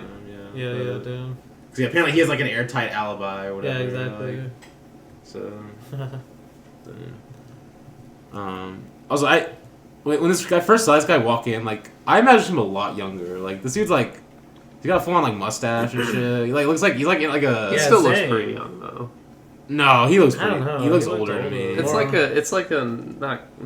He's like it looks like his gray hair. No, the reason why you expect him younger is because they say he lives with his parents. That too, actually, yeah. She says that. He's like he's a nice boy or whatever. They say something like that. The way she's that's kind of weird. Yeah, it's like he's like he looks like obviously it's black and white, but it looks like he has gray hair. No, I thought he was like more of an older gentleman kind of. Yeah, that's what I thought. It just kind of surprised me. But then we get, I guess, a sequence that kind of is similar to They Live by Night with the nightclub sequence. Oh, yeah. And basically, like, I mean, it's actually it's an interesting moment in the movie, because, like, I kind of always forget about this moment, because before the cop the one cop arrives, like, how long he hangs on the scene? of them, and then like the nightclub singer singing and like moving the camera around or whatever. Yes, it's kind of, like it has a similar vibe to They Live by Night in terms of like this kind of lovers that aren't gonna last. At least we know that. Yeah. I just like They Live by Nights more. I mean, I kind of love the kind of intense, like they're kind of. It feels like they're trying to rush things, you know, but it's like kind of romantic because of that. But this one, I don't know. I still like it. They're like there's more like a classic Hollywood sheen to this one, just with Bogart. Just like both of them. Classic Hollywood sheen. No, both of them though. She was a Hollywood actress too. Like, it's more like clean cut in this one. But I still like it. Like when he's like giving her the cigarette to he light. He says he likes it now, but off air he's gonna be like this fucking sucks. Every time we bring it up, fun. No, it's Nicholas Ray. I'm not gonna say it. That is true. Actually, that's true. You do love Nicholas Ray. He might do the. Yeah. Okay. So. Maybe compared to the other romances in Nicholas Ray, you probably would. Well, Nicholas Ray romance tier list right now. I don't know. Maybe at the end. Okay, I might ask that. Yeah. I guess we could do that actually. You wouldn't have to explain it, of course, but yeah, basically one of the side cops that we don't really like follow as much came in with his wife, and like Dick's like thinks they're like tailing them pretty much, and he's like, we want some seats for you, and they like leave to the other night. And he like tells them where he's going. He's like, okay, we're going to this nightclub. You try to make your job easier. Yeah. It's kind of like it reminded me of that scene from The Long Goodbye. When the one guy was like tailing Elliot Gould, and he's like, "I'm going to this." He's like hands on the address that he's going to. And he's like, "You good? I'll make you like basically making his job easier for him." Oh, that's a great scene. That's a great scene. Yeah, that's sex. I mentioned Altman in the connection with both these movies today. Yeah, because I was even honestly thinking about The Player a little bit. No, The Player definitely came to my mind when I was watching this. Damn. What the fuck? I mean, The Player is definitely. Is Altman a Nicholas Ray merchant? He was definitely a Nicholas Ray fan. He must have been. I mean, it had to be, definitely. But damn, Godard and Altman, both Nicholas Ray merchants. At the end of the day. Wow. Apparently, Wim Wenders was a huge fan. Oh yeah. Like it's not exciting. Well, I mean, yeah, I guess he's the one that made like We Can't Go Home Again. Well, he made Lightning Over Water. Oh no, Lightning Over, not Lightning Over Water. Yes, right. Which I haven't seen, but I just know we both follow this guy Jerry on Letterboxd, and his review is like I just know he gave it like 1.5 stars, and his review is Wenders should be arrested for a hit and run or something. Damn. And I still haven't watched it a lot because of that review. I'm like kind of scared now. I don't know. I feel like I have to watch it. I know I'll watch it at some point. Because it was like it was like really close when he died. Too. No, yeah, he was like old as shit or whatever. But anyway, I think it's rad this scene. Because Wenders also has the Ozu documentary too. This guy loves everyone. Goddamn. Yeah. Fucking hell. Yeah, no Wenders hate though. Paris, Texas is a masterpiece. But I haven't I don't think I've seen any of his other films. I'll be honest. Like that's the only one Wenders that I've seen. I hate him without even seeing him. I've heard a lot of chatter. I need to tune it out though. I need to tune it out.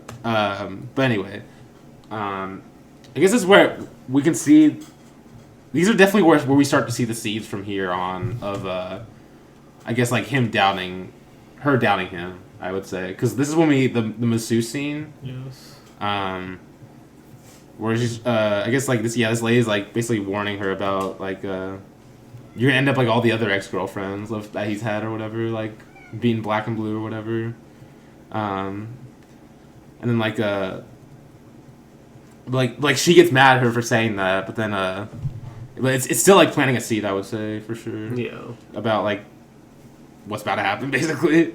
And I guess this is when the beach scene, because I guess he shows up to the apartment in that scene saying like, "Oh, we're having a beach like kind of party with the detective and his wife," and I guess this is when we get because then of course the detective's wife accidentally slips that the police talk to Laurel. Is her name Laurel? I really haven't been saying her name the whole movie. I feel kind of bad. Her name is Gloria Graham's name is Laurel. Okay, yeah.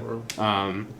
Basically, she accidentally lets it slip that happens, and basically Dix pretty much sets the bomb off, basically, with Dix, for sure. Okay, you did mention the actresses, like everyone's an actress in this movie quote.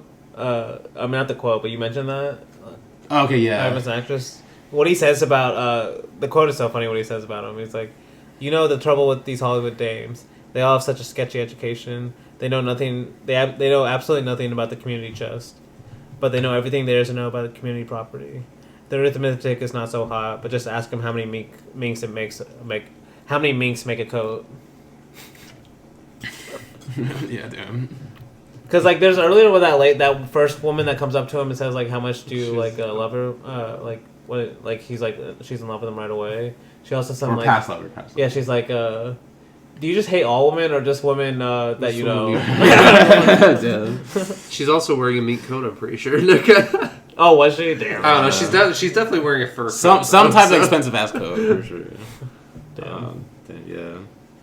And that's why he's like he's still mad that they're still searching for him. Yeah. So you could take it either way. Like he would be mad by that because like it's his friends who still suspect him, or he could be mad because like he thought he was finally in the clear. Like he still has to stress about it. Or he could be mad because they brought his girlfriend back in for questioning for some reason. Well, yeah. He also gets mad at her too, though. Yeah. Because like she didn't tell him that it happened. Like she wasn't honest. But he even says like, I'm not as mad as you as I am as him. Yeah. For like. Oh like, yeah, I guess. I thought true. you were my friend or whatever. But yeah, it's like he's like he should have known better. Yeah, and we get one of the most anxiety-inducing car driving scenes. I swear to God, like, because initially you're like, okay, at least he's staying on the road, and then like you get like a shot of like the car just obviously not going in the right lanes or whatever. It's insane. Yeah. Around the big curves. Yeah, like around the curves, like not even giving a fuck on which side of the road is going on. It's insane, and like hits that guy, and then like obviously the guy's like, basically this guy's like, I just got a new paint job, $200, and like basically I think he calls him like something like a squirrel or something. I forgot exactly what he calls him. This guy. It was definitely something not that bad. Yeah, it wasn't bad because like he even they seem recently like he called me this. And it was like, yeah, come on, bro, like come on, you gotta be able to dish that out. Yeah, dish out, take what you can dish out. Yeah, calls him that, and then the dude just like Dick starts beating him up. Basically, gets out of the car, almost smashes his head with a rock, but then Gloria Graham stops him, or Laurel. Yeah, I keep saying Gloria Graham. I'm never gonna get over that. This is definitely the moment that she's worried. It's definitely. It feels a little too on the nose for me too, though. It's like she literally has to see him almost kill a guy to like have the realization that he might have killed the guy. Like it literally has to almost happen for her to like see it instead of like. I mean, that's what I'm like. It's the one. It's like, come on. It's like, did he write this thing too? Like, I mean, like, because I do like the moment though, where it's like she kind of has to realize that, damn, maybe he actually would have killed this guy if it wasn't for me to stop him. Yeah. But it's just like still too on the nose, especially since we realize that he's not the killer. I mean, it's on the nose for sure. Because it's like, damn, he's just making himself look so bad right now. Like this guy had not have any self-awareness at all, like not even a little bit. I mean, okay, but has she really seen him though? At this, I called him a squirrel, man. Yeah. What are you supposed to do? Yeah, okay, yeah. She does call him out on that later on. Yeah, he's like, what did he? He's like, I can't let him disrespect me like that. He's like, well, I forgot you a squirrel. Yeah, I mean, it's like a nutty-headed squirrel or something. Yeah, something like that. He's like, come on. Like, yeah, come on. I mean, which is actually kind of such a corny line for like we learned in the newspaper that it was a football player or something like the star quarterback. Oh yeah, UCLA football star. Yeah, I was like, yeah, this guy is like his trash talk game was like 0. Damn. Yeah. Damn. Was he QB too? I think maybe just it's a star player. Oh, yeah, okay. just a star athlete. I just assumed quarterback. He had a quarterback look to him. He did. Right. Maybe a wide receiver. Maybe a bit tall. Yeah, a little taller. But yeah, I guess it is on the nose. I guess, but I don't know. I don't have too much of a problem with it because I mean it's truly like the first time she's like. Because I mean she was too in love to see it before. I guess like yeah, she is definitely like. She kind of has to see it face to face, so like at least for her to believe. I guess at this point maybe.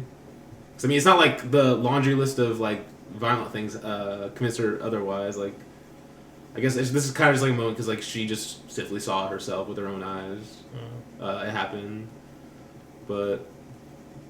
And I guess she talks to the detective's wife, and it's like this is basically she's contemplating now. She's like she went there for reassurance and to hear her say like he would never do that, and she's like, but you didn't give it to me. yeah, it's insane. And then like we get the scenes of like her like racking in bed with like all the thoughts like moving around her mind or whatever, and then Dick's like goes to her apartment, and this is a great moment too with the cleaning lady. Yes. Like this lady, like she definitely gives off like she doesn't give a fuck, bro. And then like I just love the line of her saying like it's always it's important line where she says like I wish you two can go on a honeymoon already so I can get these like these apartments cleaned up. And that gives Dix an idea of like actually getting married. Is hilarious because like initially it's like he brushes it off, but then like later when he's talking to Laurel, he like casually brings up like her name's like Hattie or something. Hattie mentioned we should get married. That seems like a good idea. And then like that's basically how like the Did you talk about the grapefruit cutting? I'm about to get to that because there's a great because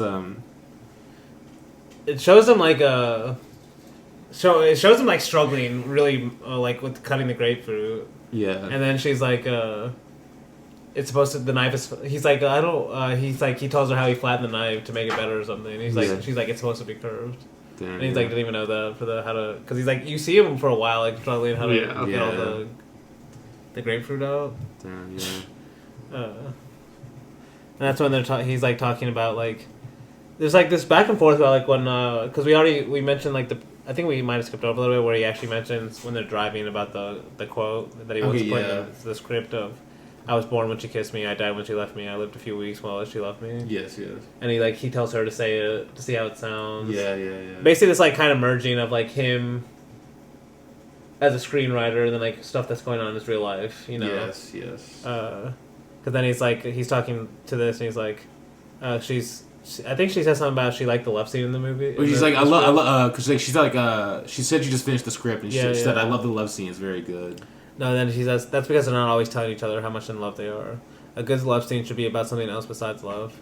For instance, this one, me fixing grapefruit, you sitting over there dopey, half asleep. Anyone looking at us could tell we were in love. Damn. It's it just works on so many levels of the movie. Oh, absolutely. And in a way, almost like, because in a sense, you could also argue, okay, obviously, like, there's also the element of, like, maybe he thinks they're in love, but she like doesn't think they're in love in a way. This idea that they're not telling each other. Yes. It's actually literally what we're about to see, because, like, she literally agrees to marry him.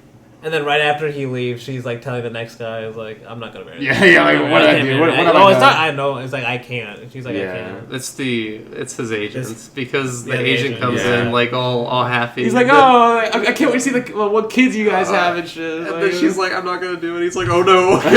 He's like, you can't do this to him. Oh no. We should talk about how he rushes her though, because he's like, I'm not rushing you. I just have 10 seconds to decide. A simple yes or no. He's like, yep or no. But he's like, all we need is a ring, engagement party, and then we'll be married by midnight. We'll go to Vegas. Yeah, damn. Like no rush though. No. The fact that he got all of this idea straight just from like the Queen Lady making like an offhand comment or whatever, like damn. But then like we said, she says yes to him.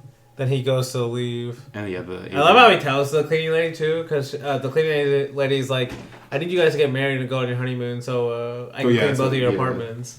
And so as he's leaving, he sees her and he's like, oh well, you can go clean both of our apartments now. Yeah. It's like that's how he tells her. And then that's when the agent comes and he's like, she's like, there's good news or something, and without even saying the marriage thing. She's like, you already know, you can tell him yourself. Yeah. Yeah, but that's when we see the agent, like, her, like, basically telling the truth of the agent. And, he's like, she's distraught after, like, he congratulates her so much. And basically, she's like, she basically said she isn't sure, is this the first time she states out loud that she isn't sure? I think, basically. That's the thing from what we heard anyway. Yeah. Actually, no, she might have told the friend.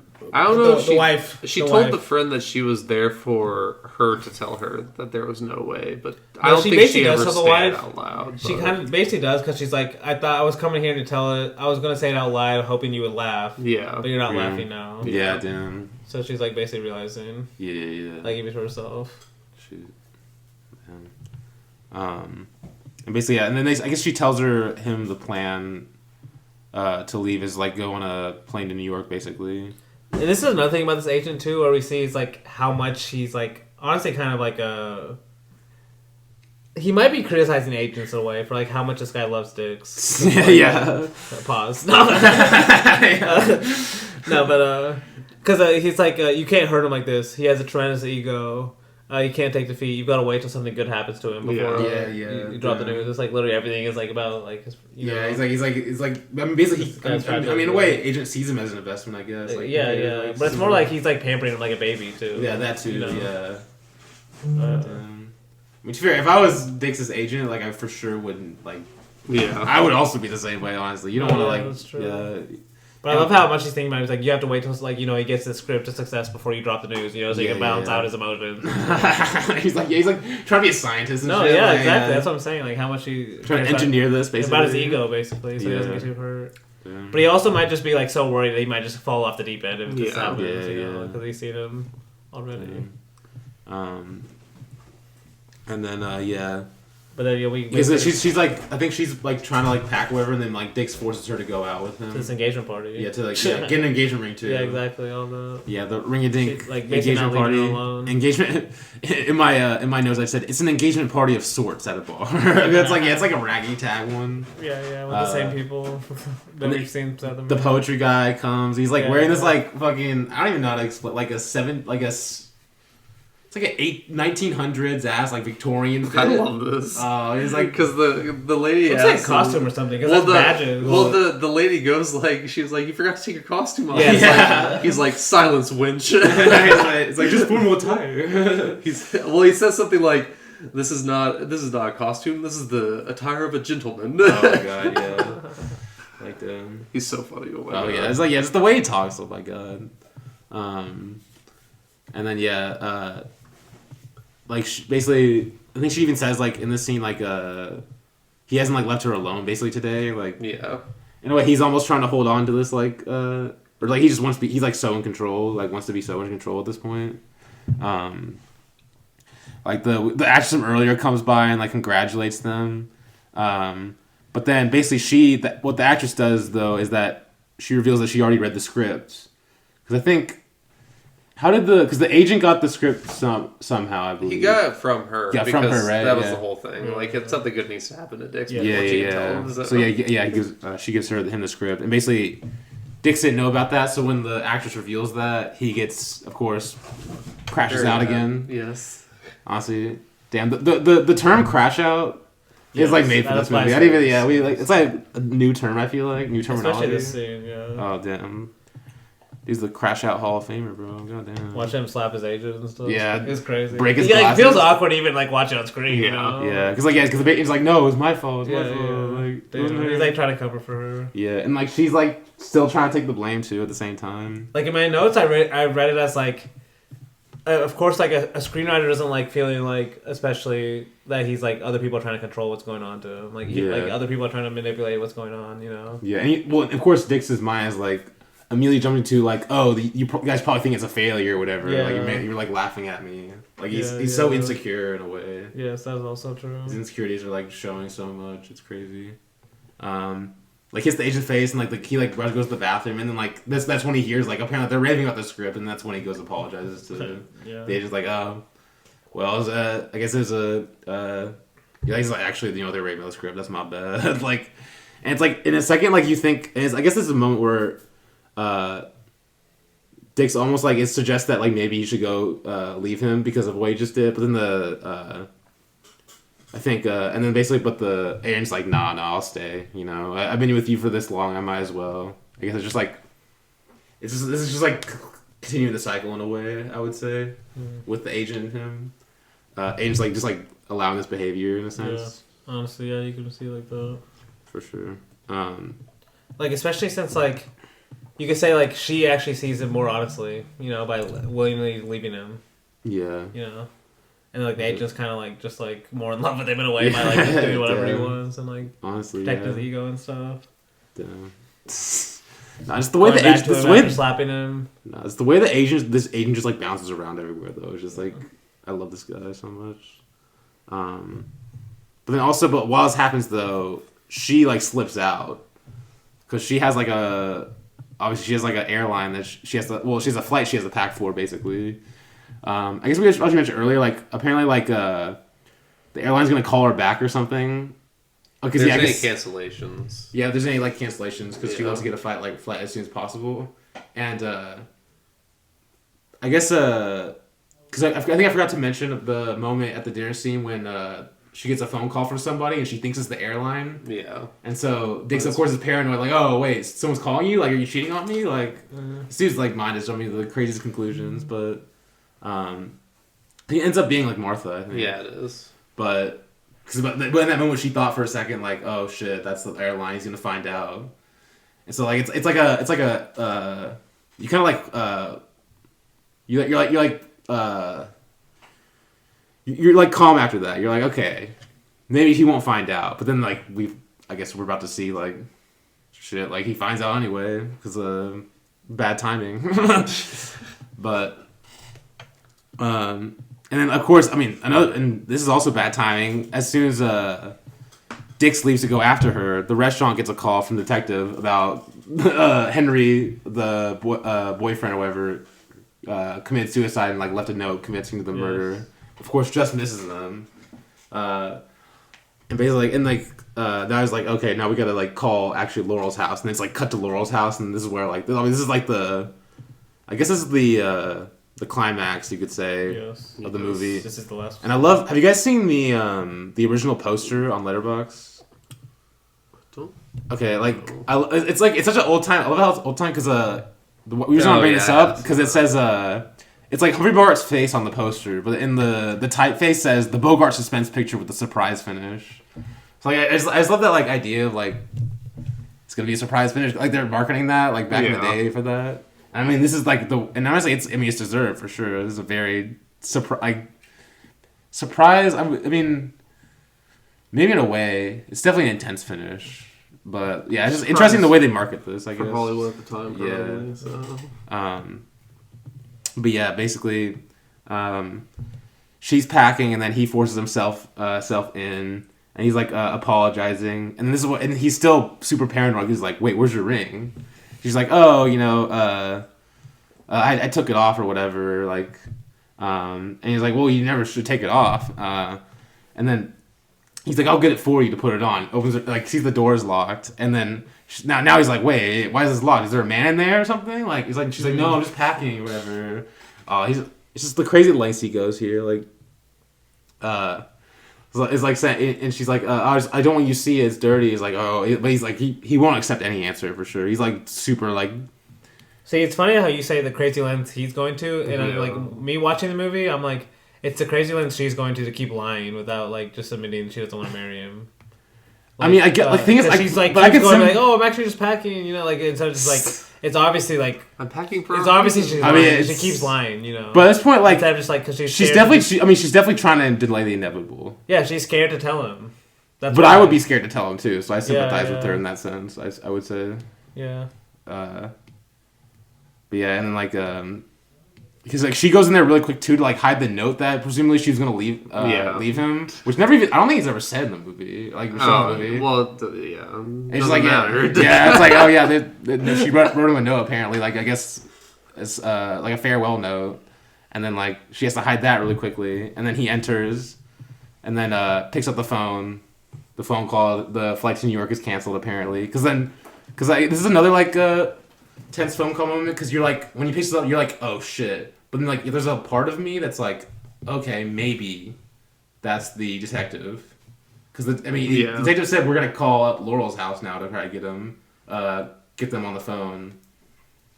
But then, obviously, like, as we see, it's actually the flight to New York got canceled is what this one was. And then we get, obviously, the one where he goes insane and chokes her. Starts choking her, basically. Because, also, it's kind of, like, insane how desperate she gets. Because she immediately starts, like, it's like so like desperate the way she's like trying to like basically just like fix things really quickly like after he hears that phone call, but it's like come on, like we already know it's about to happen basically, like it's too late for that in a sense. And then yeah, obviously starts choking her basically, and it's brutal too, especially for an old Hollywood like movie. Like it's a pretty like I mean, it's not. I mean, maybe like He doesn't compared to, do like, it for very long though. it doesn't, but like nowadays standards, like it's not that maybe that violent, but I definitely for the old Hollywood, I would say it's a pretty violent scene. Yeah. But then of course we get what interrupts it is the phone call from the police. Well, see, I don't. Is that what interrupts it? Because like I don't even know what makes him stop. I think what makes him stop I'm is. pretty sure it's the phone call. Well, see, like No, he actually stops first. I think he stops because he's like, "What am I doing?" Basically. Yes. Does he? Okay, I can. And where then we he see hears the the kind phone of, call like- because like the phone Yeah, I call know, is like right. he's so defeated Yes. at that point. Like Yes. he's like, I literally almost just did what they're accusing me of. I think you're right. No, because the way he just he slowly very well like he picks well, the he's phone. like the fucking like he's all with this stuff. Like his tie is He's like all fucked up. one Yeah, side. he's all It's fucked up. insane, man. It's the way he picks up the phone and it's takes forever to actually put it up to his ear is crazy. And basically, the police tell him about the news, and then the child is like, "Can you give the phone To Laurel. to Miss Laurel or whatever so I can apologize to her?" I was like, "Oh damn!" And and then he's like they want to apologize to you. or No, whatever. I think the cop actually says like he has good news for her or something, and then Humphrey Bogart holds out the phone and says, "Here, they have good news for you." Oh yeah, damn. And then he just sets the phone down and he walks out. Oh no! Well, he stays in the door. He stays in the door. No, yeah. Well, he starts yeah, walking out. starts walking out. Yeah, and then she gets the news, and then obviously we get the great line. Yesterday, this would have meant so much to us. Now it doesn't matter at all. And then basically, he walks out. It's a very ambiguous ending, I would say, because in a sense I'm about to read the quote Nicholas Ray had, which actually I'm not entirely sure. I'm pretty sure this is him talking about this movie, but it was in the book I was reading. The author quoted that about Nicholas Ray saying this, and I'm pretty sure it's what he was. It might have been just a separate quote that fits this movie that he said, but I'm pretty sure it's just him talking about this ending, where he says, "You do not know whether the man is going to go out, get drunk, have an accident in his car, or whether he's going to go to a psychiatrist for help."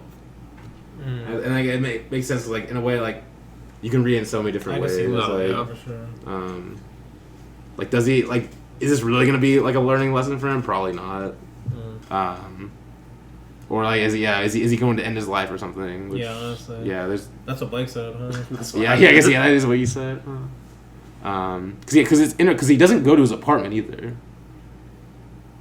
So it just ends with him outside the. He's not walking to his apartment though. He's walking outside the apartment true. complex. Gateway thing. Yeah. So it's ambiguous in that way too. And she does say, just I lived a few weeks while you loved me. Yes. And then. It's basically about the in-between state. Yeah, for sure. But yeah, that's In a Lonely Place. Great film. Next week, we are continuing Nicholas Ray with On Dangerous Ground and The Lusty Men. Ooh. Okay. So, two great films.